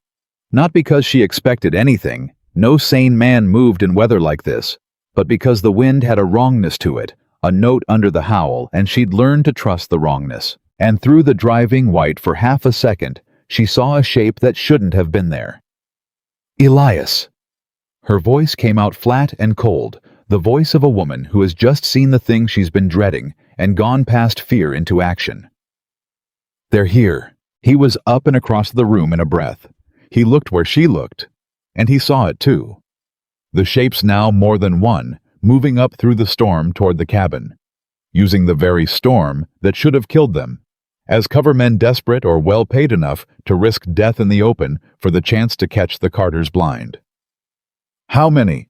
Elias said, already pulling the rifle down, already reaching for the powder. "3 I seen. Might be more in the white." Clara was moving too, moving to the cache in the cabin, the one she'd insisted on pulling out the second rifle and the shot. "They're coming up from the south using the drifts for cover. They'll try for the door or the window." "You ever fired a rifle, Clara?" "No." "Then listen close, 'cause I'm only going to have time to say it once." And he told her fast and clear how to load and how to sight and how to breathe out slow and squeeze and not jerk. And she listened the way she'd listened her whole life, taking it all in, missing nothing. And by the time he was done, she had the second rifle loaded, and her hands were steady, steadier than they had any right to be, because she had spent 25 years being afraid, and she had decided, somewhere in the last few months, that she was done being afraid. And if these men wanted her home, they were going to have to come through her to get it. "They'll expect one gun," Elias said low and fast, positioning her at the window while he took the door. "One man alone, that's what Sutter thinks he's coming at. He don't know about you.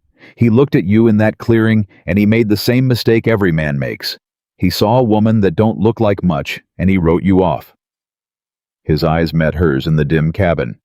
"So you're gonna be the thing he never saw comin', Clara, same as always.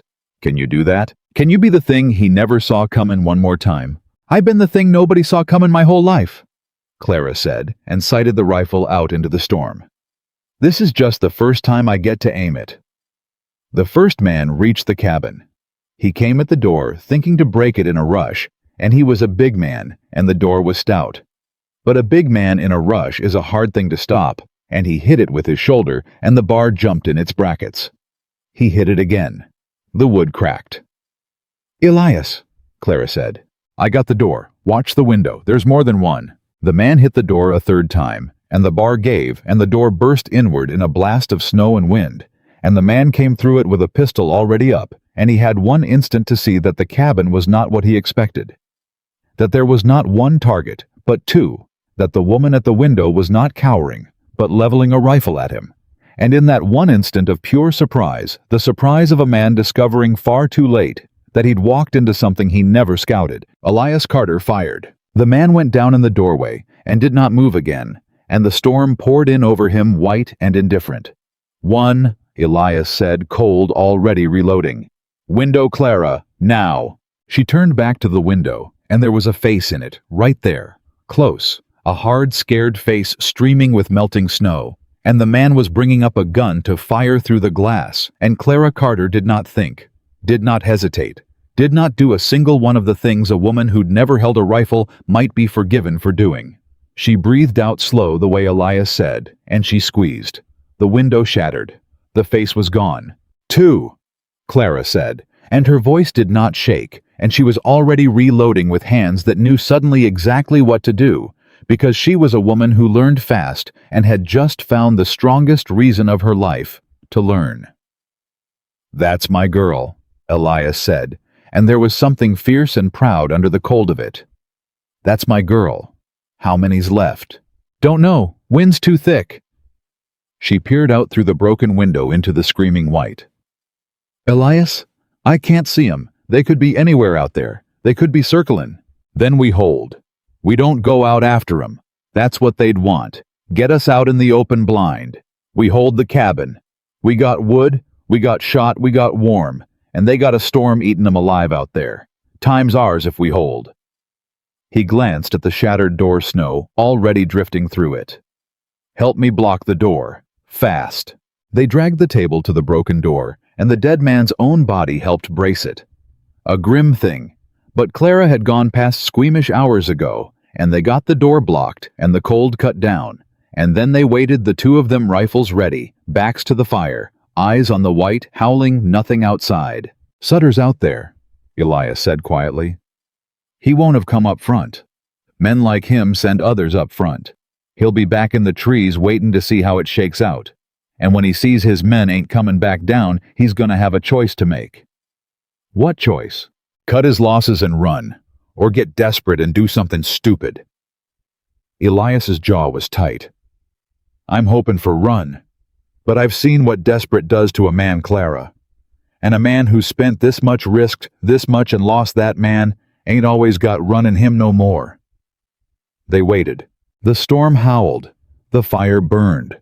The dead man in the doorway went slowly white under the drifting snow. And out in the screaming dark, Clara could feel it. The wrongness still there, still waiting, and she knew Elias was right. Knew this wasn't over. Knew Sutter was out there in the trees weighing his losses and his fury. An hour passed, maybe more. Time went strange in the storm, and then Sutter's voice came out of the white. "Carter." Thin and torn by the wind, but there. "Carter, you in there?" Elias didn't answer. "I know you're in there. I know you got at least 2 of my men. Cost me good, Carter. Cost me real good." The voice was moving, circling hard to place in the wind. "But I'm a reasonable man. I'll make you the offer one more time. Come out, both of you walk down off this mountain with me, nice and quiet, sign the parcel over, and I let you live. That's more mercy than you showed my men." "He's lying," Clara breathed. "We walk out that door, we're dead."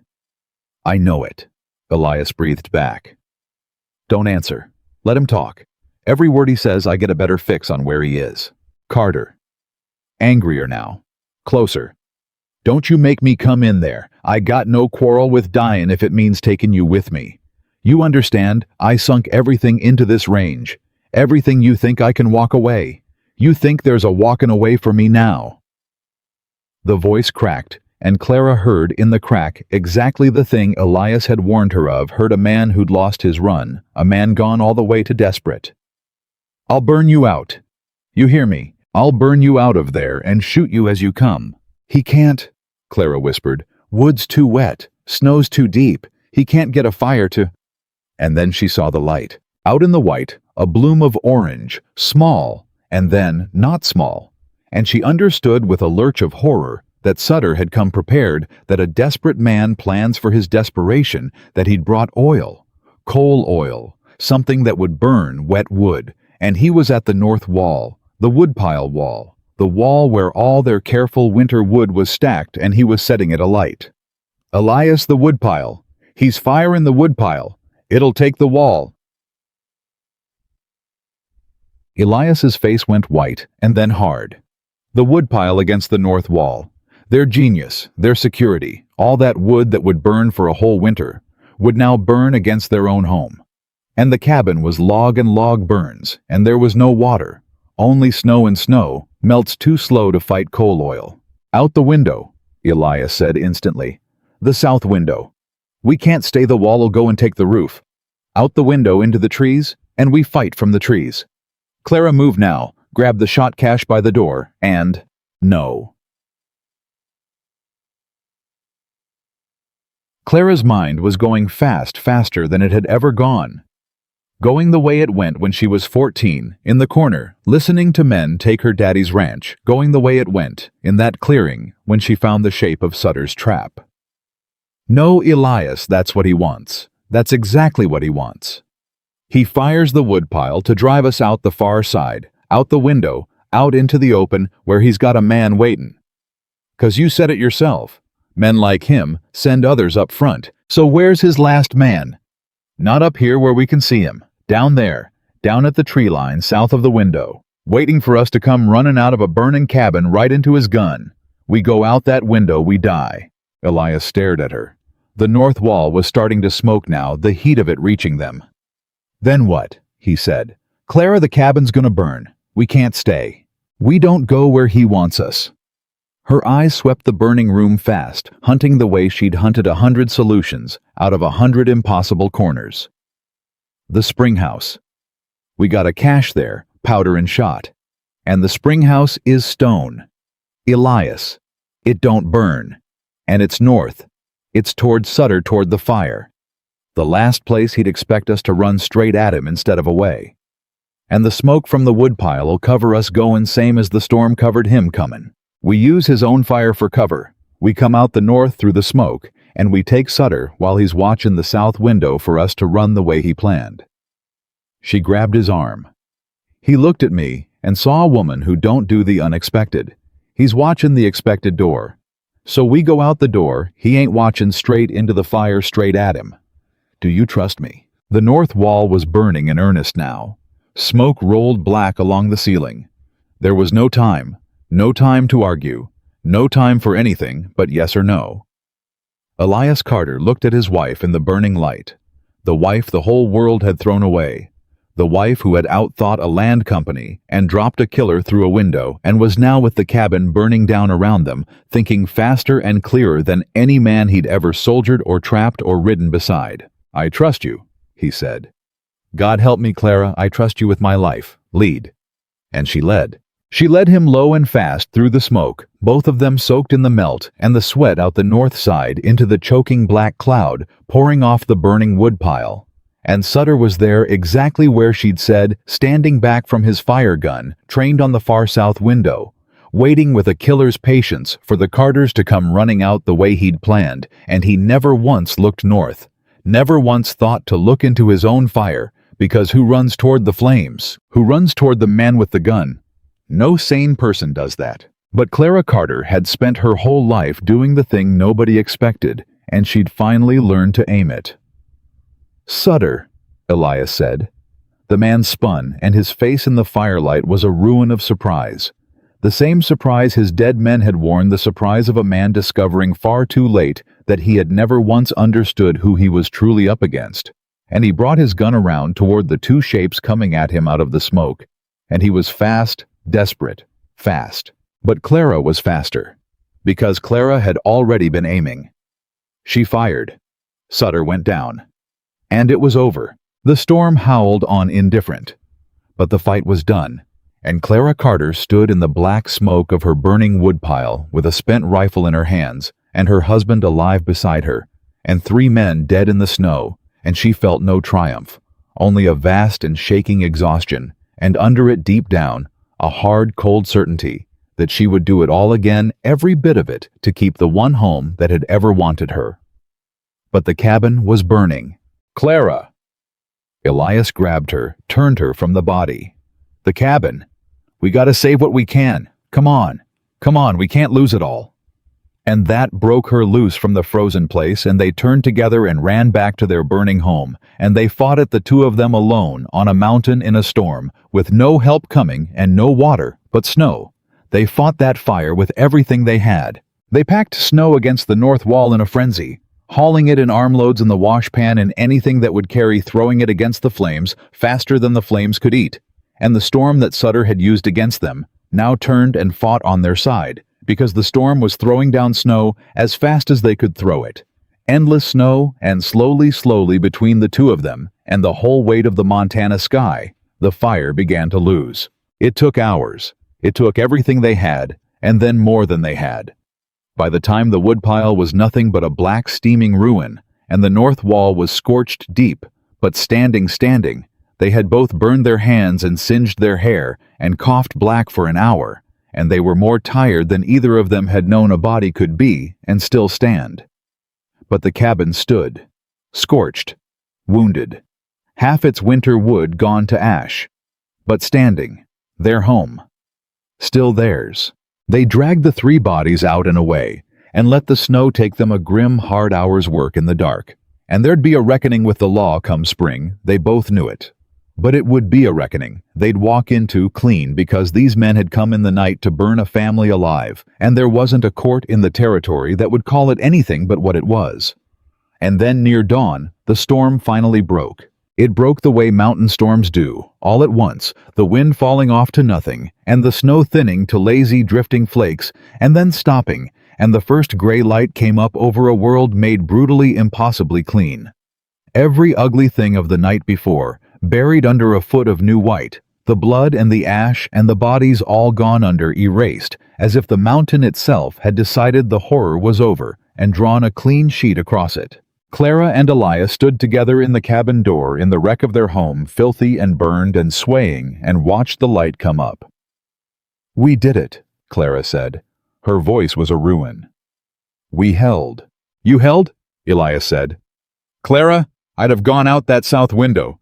You hear me? I'd have let us both right out into Sutter's last gun, done exactly what he planned, and we'd both be dead in the snow right now, and the cabin his. You saw it. You saw the whole trap in a burnin' room with no time, and you called it, and you were right down to the man standin' where you said he'd stand." He turned to her, and there were tears cutting clean tracks down his sooted face, and he made no move to hide them. "Do you understand what you are? Do you finally understand it? You're not the woman I rescued from a saloon. You never were.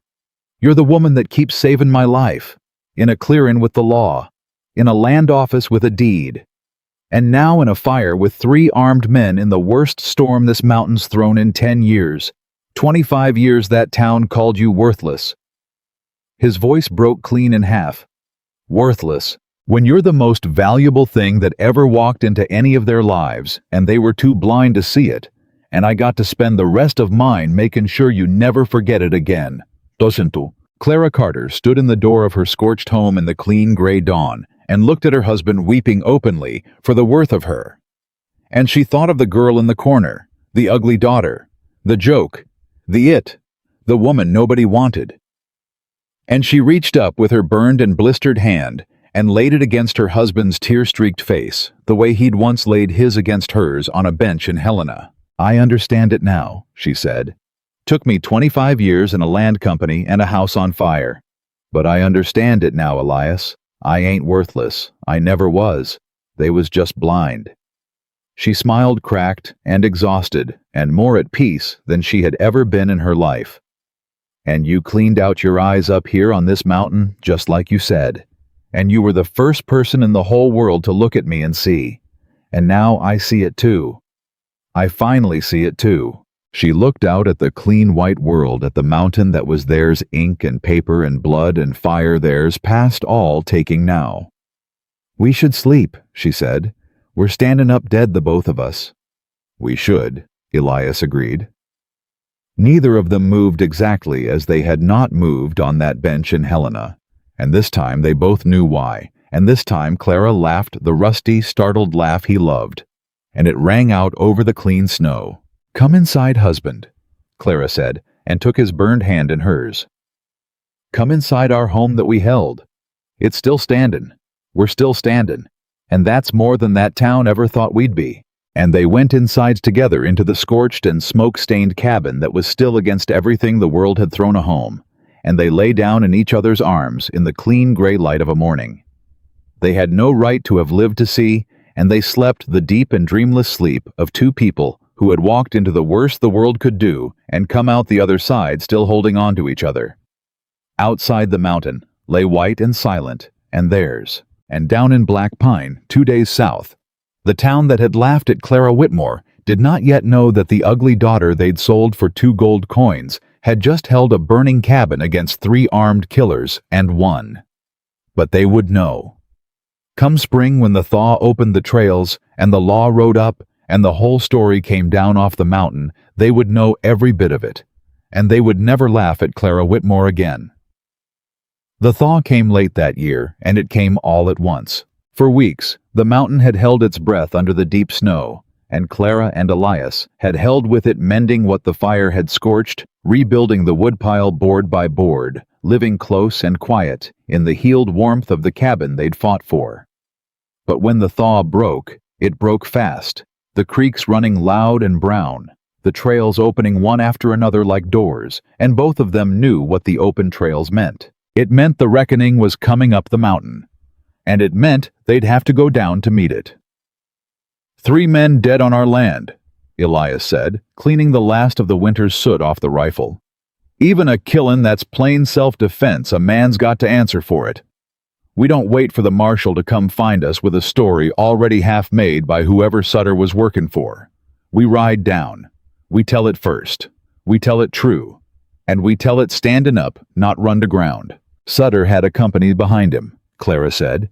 You said it yourself up in that clearin'. Men in good coats, money backers.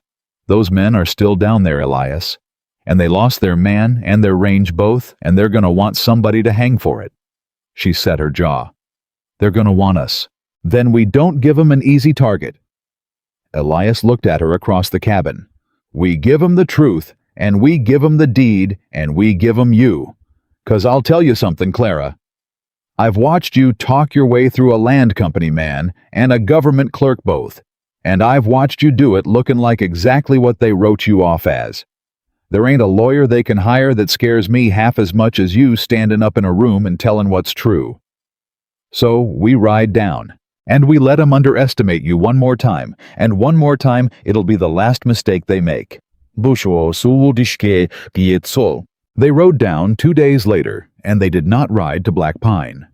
They rode to Helena, to the law, because Elias would not walk into a rigged town and hand himself to whatever story had already been built there. He'd walk into the seat of the territory and lay it before a marshal who'd never taken a company dollar. The marshal in Helena was a lean gray man named Bell, and he listened to the whole of it without a word, and when they were done, he sat a long while turning a pencil in his fingers. Sutter, Bell said finally. I know the name. He come through here in the fall making inquiries about a parcel. Company man. He set the pencil down. And the company. You know who's behind it. No, Elias said. Only that Sutter said he represented buyers, that they'd been quiet buying the whole range 2 years. Bell's face did something complicated. I know who's behind it, he said. And you ain't gonna like it. It's the Halloran Land and Timber Company, out of St. Louis. And their man in this territory, the fellow who signs the checks and greases the wheels and makes sure the law looks the other way, is a territorial commissioner named Aldous Fenn. He let that sit. Fenn's a powerful man, Carter. He's got the ear of the governor. He's got money in half the businesses in this territory. And if his hired man Sutter died trying to burn you out, then Fenn's already working on a story where you're the villain, and Sutter was an innocent surveyor you murdered over a land dispute. Bell leaned forward. So the question ain't whether it was self-defense. I believe you it was. The question is whether the truth can stand up against a man like Fenn who can buy witnesses and judges both. Clara had been quiet through all of it, listening from her corner the way she always did, and now she spoke. Marshal Bell, she said. You said Fenn signs the checks, that he greases the wheels. That means there's paper. Bell looked at her. How's that, ma'am? A man who buys a whole range quiet over 2 years don't do it with a handshake. Clara leaned in. He does it with money, and money leaves paper, deeds, transfers, payments to the men he bought out, payments to Sutter. And if he's been greasing the law, greasing judges, that leaves paper too, 'cause a bribe's just a payment somebody don't want found. Fenn's got 2 years of paper behind this range, Marshal. All of it in offices. And a man like Fenn, powerful, arrogant, a man who's never once been caught, he don't hide his paper careful, 'cause he's never had to. He figures no one would dare look. She held Bell's eyes. I'd dare look. Bell studied her a long moment. You know your way around a land record, ma'am. I know my way around the corner of a room where men think a woman ain't listening, Clara said. And I know that every crooked thing a powerful man ever done is written down somewhere, 'cause crooked men are greedy men, and greedy men keep accounts. My daddy lost his ranch to men like Fenn, and I spent a year of my girlhood listening to him rage about all the ways they done it legal looking. I know how the trick works, Marshal, and a trick you understand is a trick you can undo. And that was how Clara Carter came to spend 3 weeks in the Helena Land Office and the Territorial Records Room, and it was there, not on the mountain, that the real fight was won. She went at it the way she went at everything, methodical and tireless and invisible. The clerks got used to her, the big plain woman who came in at opening and stayed till closing, pulling ledgers, tracing transfers, following the money, the way a hound follows a scent. They stopped noticing her within a week, which suited Clara fine, because a woman nobody notices can read anything, ask anything, sit in any corner. And Clara had spent her whole life learning to turn that into a weapon. And she found it. She found the trail of the Halloran Land and Timber Company, buying up the range piece by piece, exactly as Sutter had bragged. And she found the pattern in how they bought it, and the pattern was ugly. Time and again, a small holder would sell out cheap. Right after some misfortune, a barn burned, cattle scattered, a well fouled. Time and again the seller would leave the territory sudden after. And time and again the transfer would be witnessed and notarized by the same handful of names. Names that turned up again on other papers, county papers, Fenn's papers. But that was just the pattern. That was just the smell of it. It wasn't proof. The proof, when she finally found it, was in a place Fenn had been too arrogant to think anyone would look. It was in the record of Fenn's own preemption filings. He filed too, Clara said, spreading the ledgers across Bell's desk, her eyes bright with the hard, fierce light of a hunter who's run the quarry to ground. Fenn. Under his own name and under 3 others I traced back to him. He filed preemption claims on a dozen parcels across this range, Marshal, all in the last 2 years. And you know what a preemption claim requires? A sworn oath. A sworn oath that the filer personally settled the land, personally built on it, personally lived there in good faith. That's the law. That's the same law I used to save our parcel. She stabbed the ledger with her finger. Aldous Fenn swore that oath a dozen times. Swore he settled and built and lived on a dozen parcels scattered 50 miles apart. And he never set foot on a one of them. He's a commissioner in Helena. He's never spent a night in the field in his life. Every one of those oaths is a lie. Sworn, signed, notarized, filed with the federal government. She looked up, and her voice was iron. That's perjury, Marshal. A dozen counts of federal perjury and fraud against the United States Land Office. And it's not my word against his. It's his own signature against his own life. He wrote the rope to hang himself with, and he filed it in a government office, 'cause he never once believed a soul would dare read it back. Marshal Bell looked at the ledgers spread across his desk, at the trail Clara Carter had laid out clean and complete and undeniable 2 years of a powerful man's fraud, unpicked in 3 weeks by a woman he'd have passed on the street without a glance. "Ma'am," Bell said slowly, "do you have any notion what you've done here?" "I've done what I always do," Clara said. "I listened, I read, I paid attention where nobody thought I was paying attention. Difference is, this time I get to say it out loud in front of the law where it counts." Bell took the case to the federal authorities in Helena, and he took Clara's ledgers, and he took Elias's plain true account of the night of the fire, and the thing that Aldous Fenn had built over 2 years, on the assumption that no one would ever dare look, came apart in a matter of weeks. Fenn fought it, of course. Men like Fenn always fight. He hired lawyers he called in favors he tried to build his story about the murdering mountain man and the innocent surveyor. But his story was made of smoke, and Clara's ledgers were made of his own signature. And there is no lawyer alive who can argue a man's own sworn oath into meaning something other than what it plainly says. The perjury was documented. The fraud was documented. The pattern of ruined small holders was documented. And once the federal men started pulling that thread, the burned barns and fouled wells and men who'd fled the territory began one by one to have names and stories, and some of those men were found, and some of them talked. Aldous Fenn was arrested in his fine house in Helena on a morning in late spring, and the whole territory reeled at it, because Fenn had seemed untouchable, had been untouchable, right up until a plain woman off a mountain read his own words back to him in a court of law. And Elias Carter's killing of 3 men on his own land in defense of his home and his wife against arsonists who'd come in the night was ruled exactly what it was. No charge, no trial. The marshal's report called it a lawful defense of home and life, and that was the end of it. But Clara wasn't done, because in all her weeks in the records, she'd found something else. Something that had nothing to do with saving themselves something older, and she'd carried it quiet until the Fenn matter was settled. And then one evening in their room at the Helena boarding house, she laid a single sheet of paper on the table in front of Elias. "I need to go to Black Pine," she said. "There's a thing I got to finish there, and I want you with me. But I'll understand if you'd sooner never see that town again." Elias looked at the paper. It was a record of a foreclosure 11 years old. The Whitmore Ranch. Walter Whitmore's ranch. The ranch Clara had grown up on and watched her father lose. "I found it while I was tracing Fenn's pattern," Clara said quietly. "My daddy's ranch.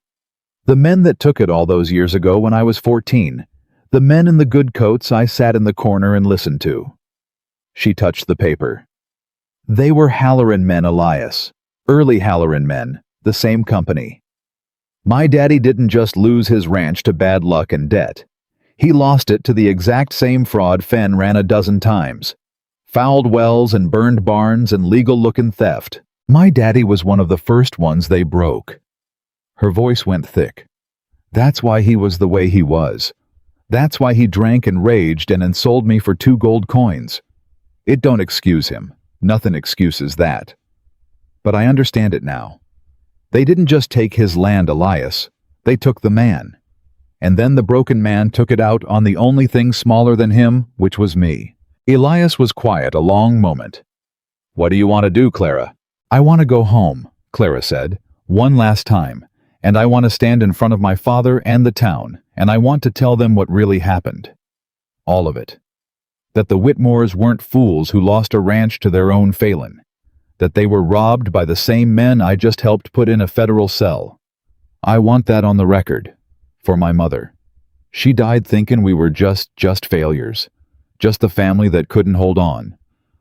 A tear ran down and she let it. "She died in a rented room believing we deserved it. And we didn't. We were robbed. And I want the whole town that laughed at us to hear it said out loud by the daughter they laughed at hardest. Then we go," Elias said, and reached across the table and took her hand. "We go to Black Pine, and you say it, and I'll stand right beside you while you do. Not in front of you. Beside you. Same as always." They rode into Black Pine on a clear morning in early summer, and the town had changed, though the town didn't know it yet. Word had come down the trails ahead of them, the way word always did. But this time the word wasn't a joke to pass around a saloon. This time the word was that the Carters were coming, the mountain man and his wife, and that the wife, the ugly Whitmore daughter, the one Walter had sold for 2 coins, had brought down Commissioner Fenn himself, had put the most powerful man in the territory in irons with nothing but her own 2 eyes and a stack of ledgers. The town did not know what to do with that. So the town gathered the way it always gathered to look. But this time, nobody was laughing. Clara rode down the main street beside Elias, and she did not ride behind him, and she did not look down. She rode with her chin level and her back straight, and she felt the eyes on her, all the old eyes, Delphine Rourke's, and Pruitt the bartenders, and 100 others who'd spent years teaching her she was worth nothing. And this time their eyes were not cruel.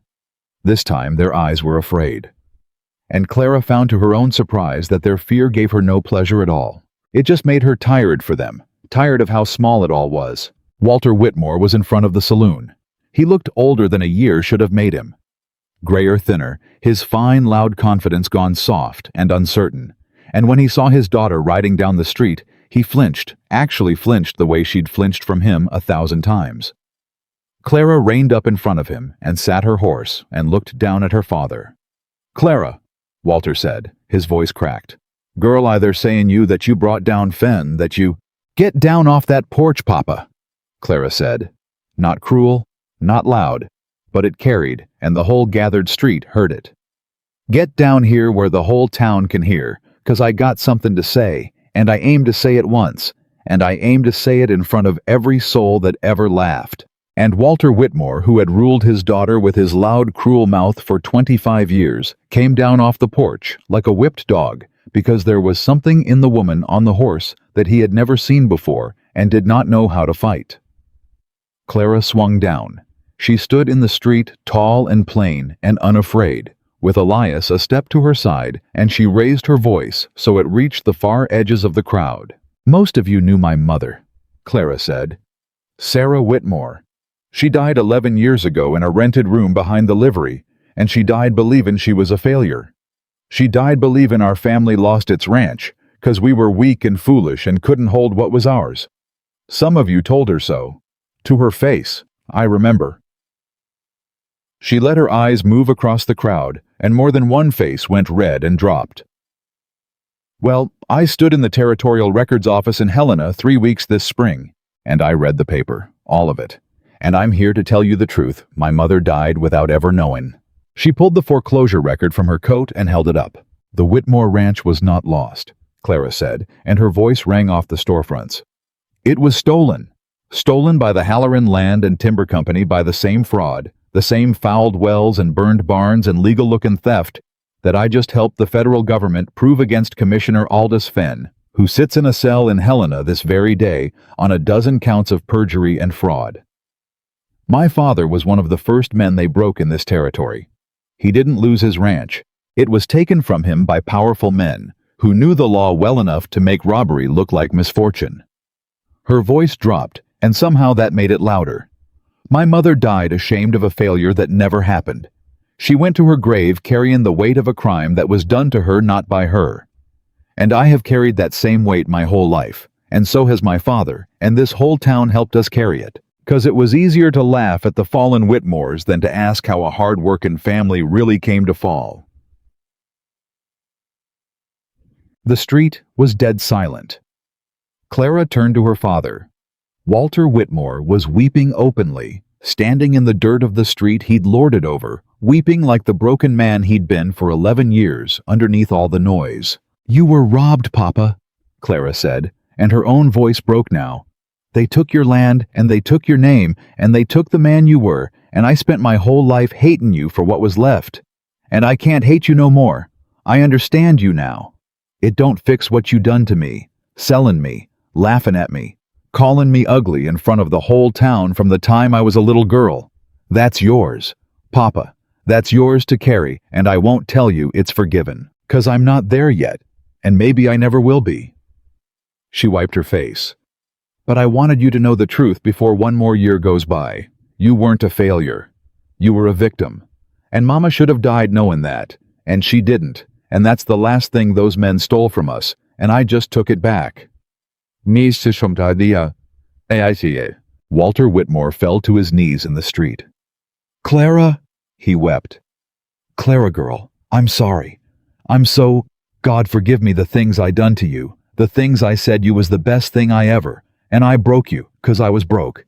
And there ain't no excuse, there ain't." "No," Clara said gently. "There ain't. But there's the truth. And the truth is enough for today." She looked up at the crowd, at all of them, the whole cruel town that had made a sport of her whole life. "Every one of you looked at me for 25 years, Clara said, "and you saw a woman worth nothing, ugly, strong as a man laughed at for it, sold for 2 gold coins by her own father while you clapped." Her eyes found Delphine Rourke in the crowd, and Delphine could not hold them and looked away. "And a stranger walked into that saloon a year ago, a man you all feared, and he looked at the exact same woman you'd all thrown away, and you know what he saw. He saw the person who'd bring down the most powerful criminal in this territory. He saw the person who'd hold a burning cabin against 3 armed killers in the worst storm of the winter. He saw the person who'd read a rich man's fraud out of his own signature and set right an 11-year-old crime that broke a family." She stepped back to Elias's side and took his hand and faced them all. "He saw all of that in the woman you called worthless. The only difference between him and every one of you was his eyes. His eyes worked. Yours never did. And that was never my shame to carry. It was always yours." Nobody spoke. Nobody could. And then from the back of the crowd, old Pruitt, the bartender who had watched Clara grow up and never once spoken for her, took off his hat.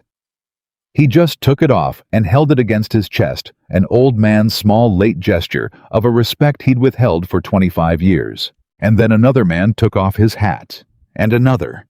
And down the length of the street, one by one, the men of Black Pine bared their heads to Clara Whitmore Carter, the ugly daughter, the joke, the woman they'd sold for 2 gold coins, who had ridden back into the town that broke her and told the truth so plain and so strong that not one of them could look away from it. Clara looked at the sea of bared heads, and she felt something she'd waited her whole life to feel, and it was not triumph, and it was not vengeance.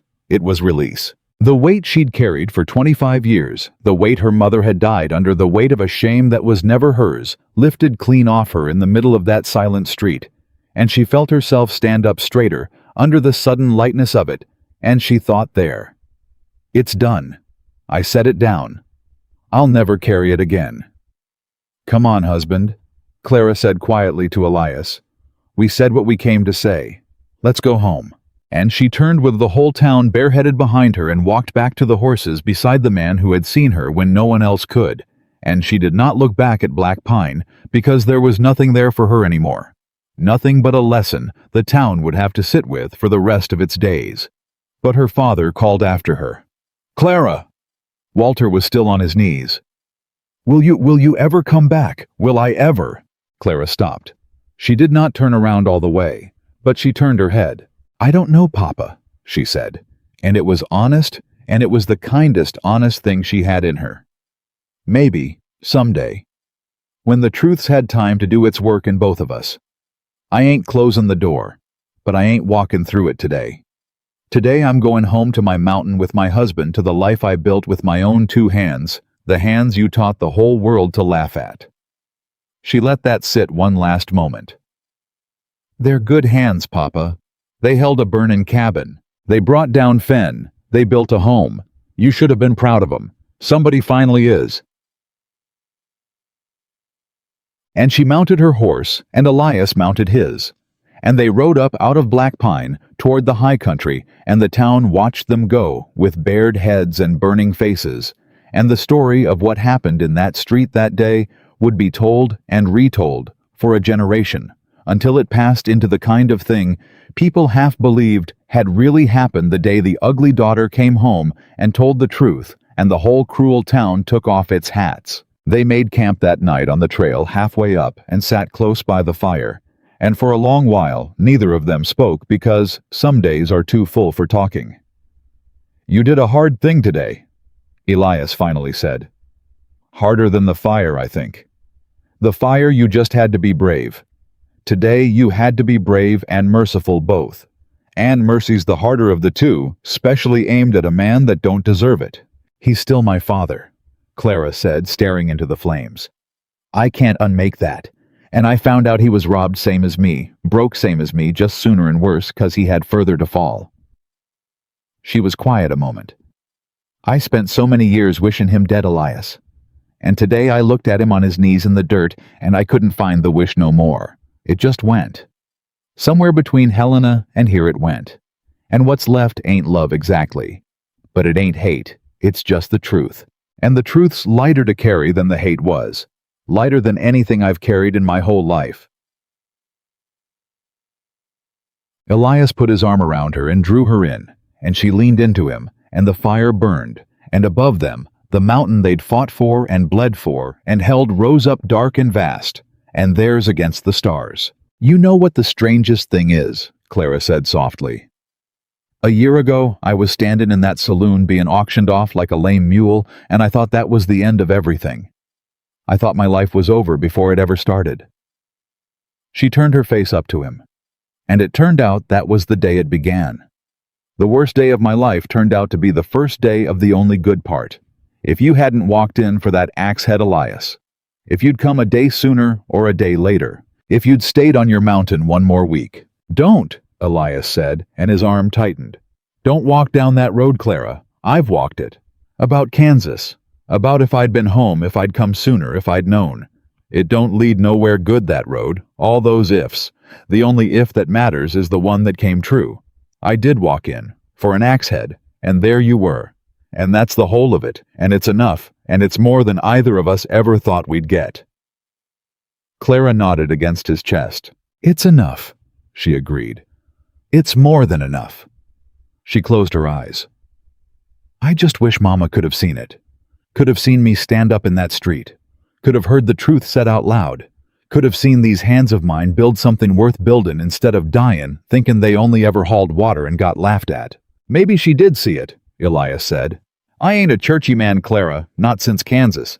But I've lived alone on a mountain 9 years, and I've felt things up there in the high quiet that I can't explain, and I've stopped being so sure I know what the dead can and can't see. He kissed the top of her head. I think she saw it. I think she's been seeing all of it. I think she saw a stranger put a coin down in a saloon and thought there's the somebody with eyes. Finally, there's the man who's gonna see my girl the way I always saw her. And I think she's been riding this mountain with us the whole way, proud enough to bust watching her daughter turn out to be exactly the woman she always knew she was. Clara Carter wept, then quiet and easy. The good kind of weeping, the kind that washes instead of wounds, and Elias held her by the fire, and let her and the mountain kept its dark watch over the two of them. And somewhere far below, the town of Black Pine lay sleepless, with the truth she'd left behind, like a stone in its shoe. And when the weeping was done, Clara wiped her face and looked into the fire, and felt for the first time in her entire life entirely and completely at peace with who she was.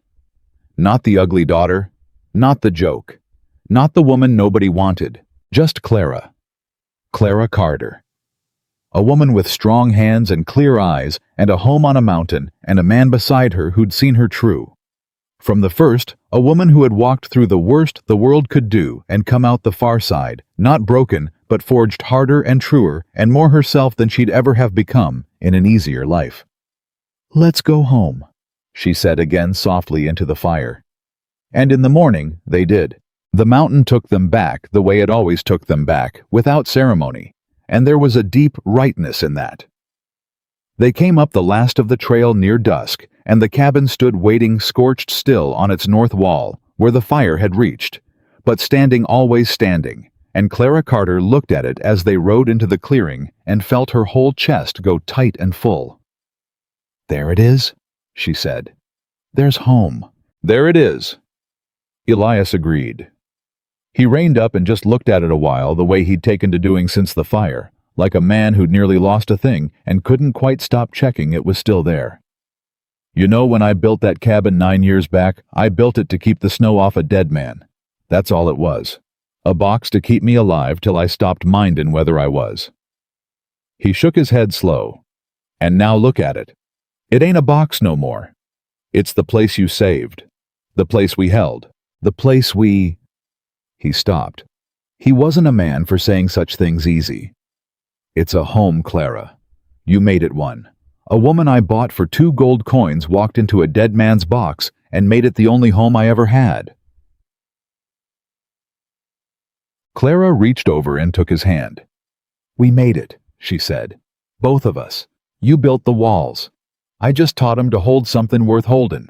They settled back into the mountain, and the mountain settled back around them, and the summer came on green and generous, the creeks running clear, the game fat, and for the first time in either of their lives, there was nothing coming up the trail to fear.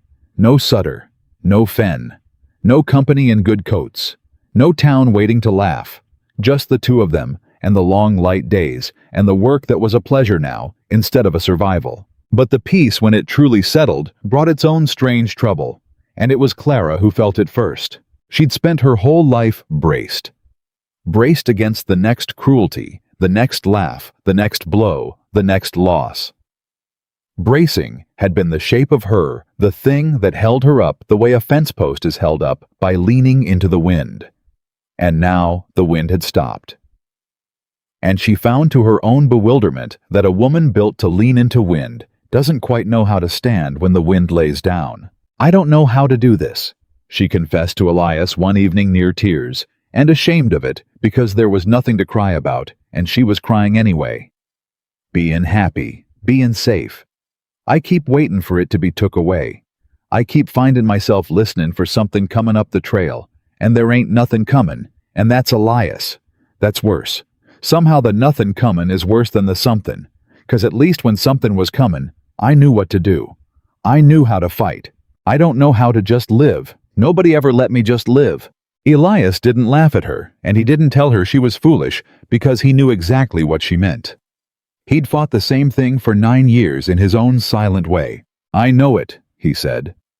After Kansas, when I first come up here, I couldn't sleep for the quiet.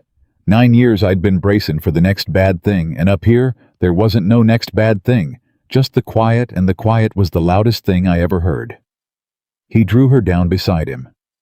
It takes time, Clara. You spent 25 years learning to survive. You don't unlearn that in a season, but you will unlearn it. A little at a time. One safe morning at a time, till one day you wake up and you realize you didn't listen for the trail. You just woke up and made the coffee, and it was only a morning. That's how it comes. Slow, and then all at once. Promise me, Clara said. Promise me the wind stays down. Promise me nothing's coming up the trail. I can't promise you that, Elias said, and he was too honest to lie, even to comfort her. Life's got more up its sleeve, Clara, it always does for everybody, and I won't tell you no different. But I can promise you this. Whatever comes up that trail from this day to the last one, it comes at the both of us together. You'll never brace alone again. Never again as long as I'm breathing. And that ain't nothing. That's near everything. And it was enough. It was Clara found more than enough, and slowly over that green summer and the gold autumn that followed, she began to unlearn the bracing one safe morning at a time, exactly as he'd said, till there came a day she noticed she'd stopped listening for the trail, and she stood in the cabin door with a cup of coffee in her strong, scarred hands, and understood that she was simply and quietly, and for no reason at all, happy. Word of them traveled the way word does. The story of the Carters had gone down off the mountain that spring, and it did not stop at Black Pine. It traveled the length of the territory and past it, changing a little in each telling, but keeping its heart the story of the mountain man and the woman he'd taken for a joke, the woman who'd brought down a commissioner and held a burning cabin and told a whole cruel town the truth. Travelers began to come up the trail just to see if it was real, and Clara, who'd spent her life dreading the approach of strangers, learned to meet them in the clearing with coffee and a level gaze, and they'd ride back down and add their own piece to the legend, and the legend grew. But the tellings always got one thing wrong, and it needled at Clara, and one evening she said so. They tell it like you saved me, she said to Elias. Every last one of 'em. The mountain man who rescued the poor ugly girl from the saloon. That's the story going round the whole territory. The man who saved the woman. She frowned into the fire. And it ain't true. It was never true. We saved each other. You got me out of that saloon, and I got you, your home and your land and your life in that fire and the truth in that street, even Stephen. But that ain't the story they tell. They tell the story they can understand, Elias said. A man saving a woman, that's an old story. Everybody knows the shape of it. Two people saving each other, that's harder. Folks don't got a easy shape for that. He looked at her across the fire. But we know the truth of it, Clara. And the truth don't need the whole territory to believe it. It just needs us. You and me knowing what really happened. That's the only tellin' that counts. Still, Clara said, I'd like the truth of it wrote down somewhere. Not the legend. The true thing. So that after we're gone, somebody someday knows it wasn't a man saving a woman.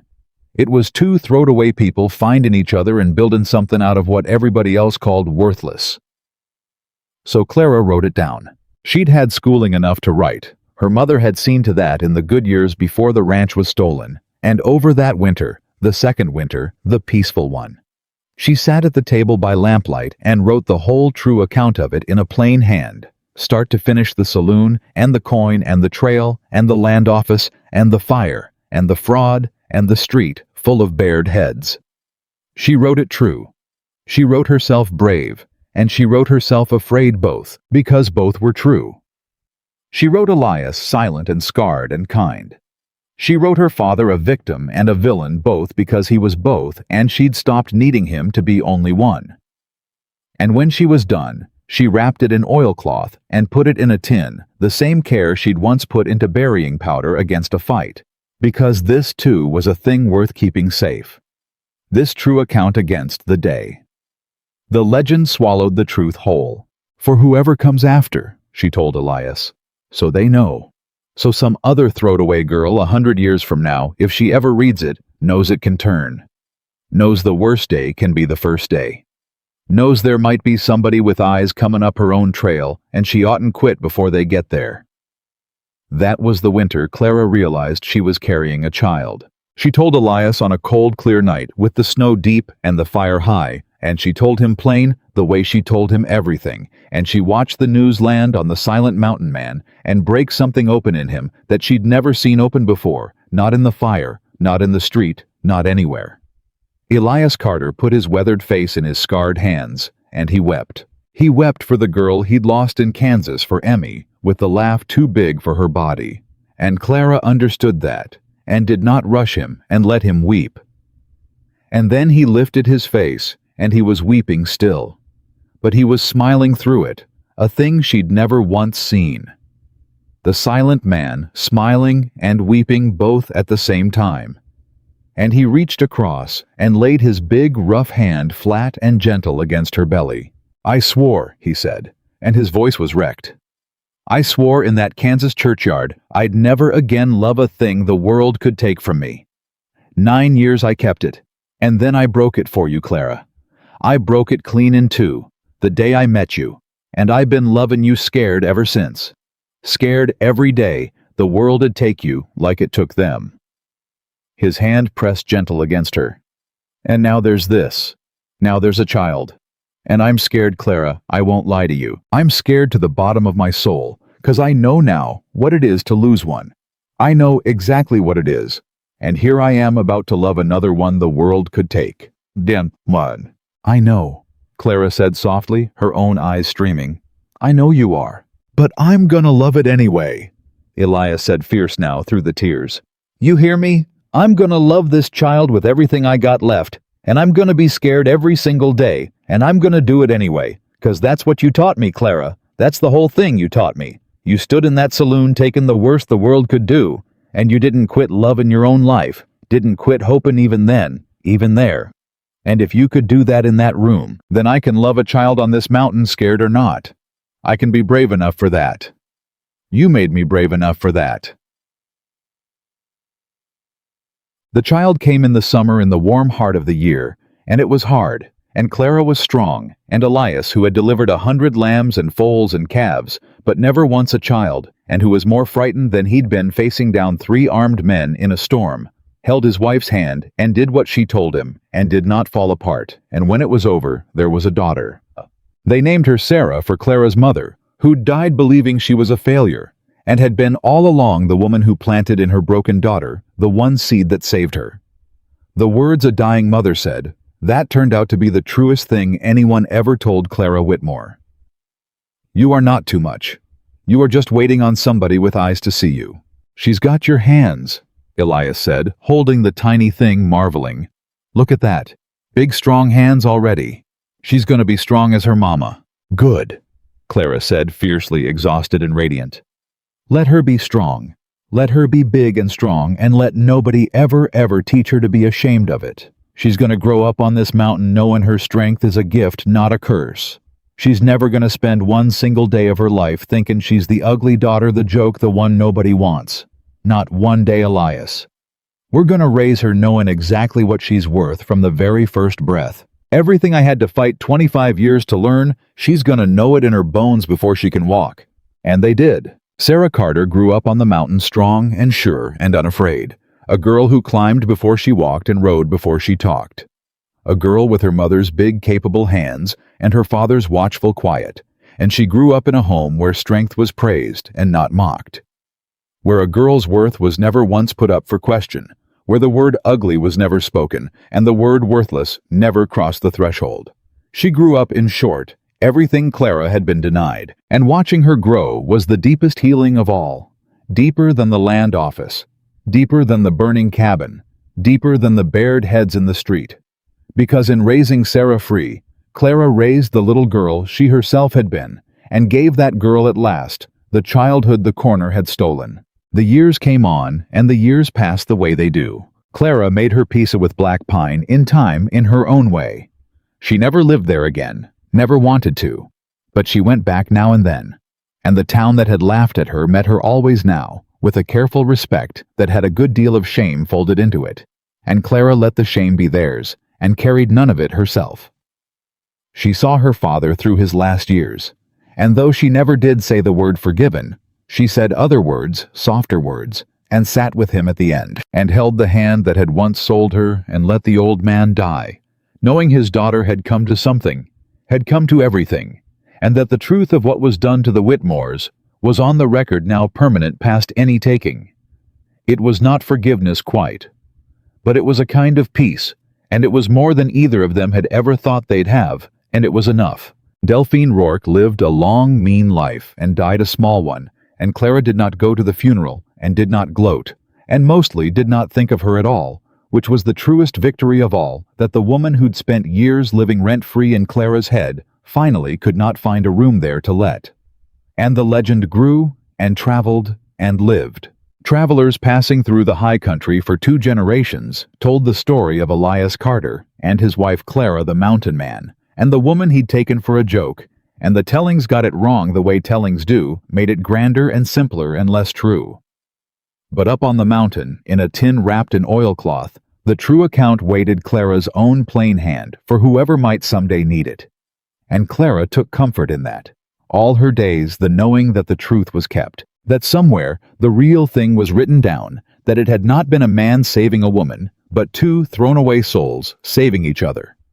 And that this harder, truer story would outlast the easy one, if anybody ever cared to read it. Elias went first as the older, an old man by then gray, and bent, and gone gentle. And he went in his sleep in the cabin he'd built to keep the snow off a dead man, and had lived in, instead, a whole long life full of love.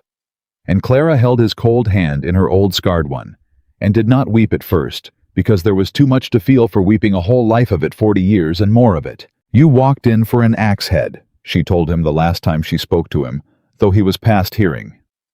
You walked into the worst room in the cruelest town in Montana for an axe head, and you looked at a woman everybody'd throwed away, and you set down a gold coin, and you called her a lady when nobody ever had. And you gave me a home and a name and a daughter and 40 years and my whole self, back my whole self, that they'd near beat out of me. You gave me back to me, Elias Carter. That's what you did with that gold coin. You didn't buy a wife. You bought back a woman's whole life and handed it to her, and then you spent 40 years standing beside her while she learned how to live it. She raised his cold hand and pressed it to her lined cheek one last time. Beside me, never in front, always beside, right up to the end. Go easy now, I'll be along. And I ain't afraid on account of you taught me there ain't nothing coming up the trail I got to brace against alone. Not even this, not even the last one. I'll be along, husband. Wait for me at the top. Clara Carter lived on some years after a strong old woman on a mountain surrounded by her daughter, and in time her daughter's children. Big, strong, watchful children, who knew their own worth in their bones, and had never once been taught to doubt it, and who thought their grandmother the finest and fiercest woman who ever lived, and who were right. And when Clara felt her own end coming, she was not afraid exactly as she'd promised him she wouldn't be. She had them bring her the tin, the oilcloth, the true account, and she had her granddaughter. Another. Sarah read it aloud to her one last time, the whole of it, the saloon and the coin and the trail and the fire and the truth in the street. And Clara listened to the story of her own life read back to her in a young, strong voice, and she smiled to hear how it had all turned out, though she had lived it and knew. "Grandmama," the young Sarah said when she'd finished wiping her eyes. "Is it true? All of it truly true?" "Every word," Clara said. "I wrote it true. That was the whole point of the writin' child. So the truth would keep."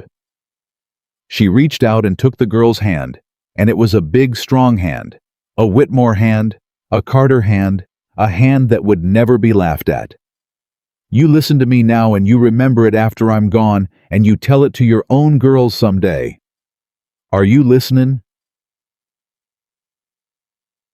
"I'm listening, Grandmama. There is nothing wrong with you," Clara said, her old voice steady and strong and certain as bedrock. "There never was and there never will be. Whatever anybody ever tells you, whatever names they throw, whatever laughin' you hear, it ain't about you, it's about their eyes. Their eyes don't work. And you are not too much, and you are not too little, and you are never ever worthless. You are just waitin' on the folks with eyes to see you. And they are comin', child. They are always comin'. You hold on till they get there. You hear me? You hold on." "I'll hold on, Grandmama," the girl whispered. "I promise." "Good," Clara said, and closed her eyes and smiled. "Good. Then I done my part. Then it's kept. Then it goes on." Clara Whitmore. Carter died that night in the cabin on the mountain in her own bed, an old woman full of years and love and peace, surrounded by strong children who knew their worth with the true account of her life, wrapped safe in oilcloth on the table beside her, and she went easy and unafraid up the trail toward the man who'd waited for her at the top, the man who'd walked into the worst room in the cruelest town in Montana for an axe head and walked out with the only thing either of them had ever truly needed. They had called her the ugly daughter. They had sold her for 2 gold coins and laughed while they did it. They had spent 25 years teaching her she was worthless, and a whole town had believed it, and for a long dark time she had believed it too. They were wrong. Every last one of them was wrong, and a silent mountain man with clear eyes had seen the truth of her from the first, and she had spent the rest of her life proving him right. And in the end, the woman nobody wanted turned out to be the woman who saved a home, brought down an empire of fraud, raised up free, the children who'd never doubt their worth, and became the mountain's own legend, told and retold for 100 years. Clara Whitmore was never the woman nobody wanted. She was only always from the very beginning. The woman the whole blind world was too small to see until one man rode down a mountain for an axe head and proved that a single pair of clear eyes is worth more than the loudest, cruel crowd that ever laughed, and that no soul on this earth is ever truly worthless, no matter who says otherwise, no matter how long they say it, no matter how loud. And that is the truth. Clara Carter kept in a tin on a mountain, and it is the truth still.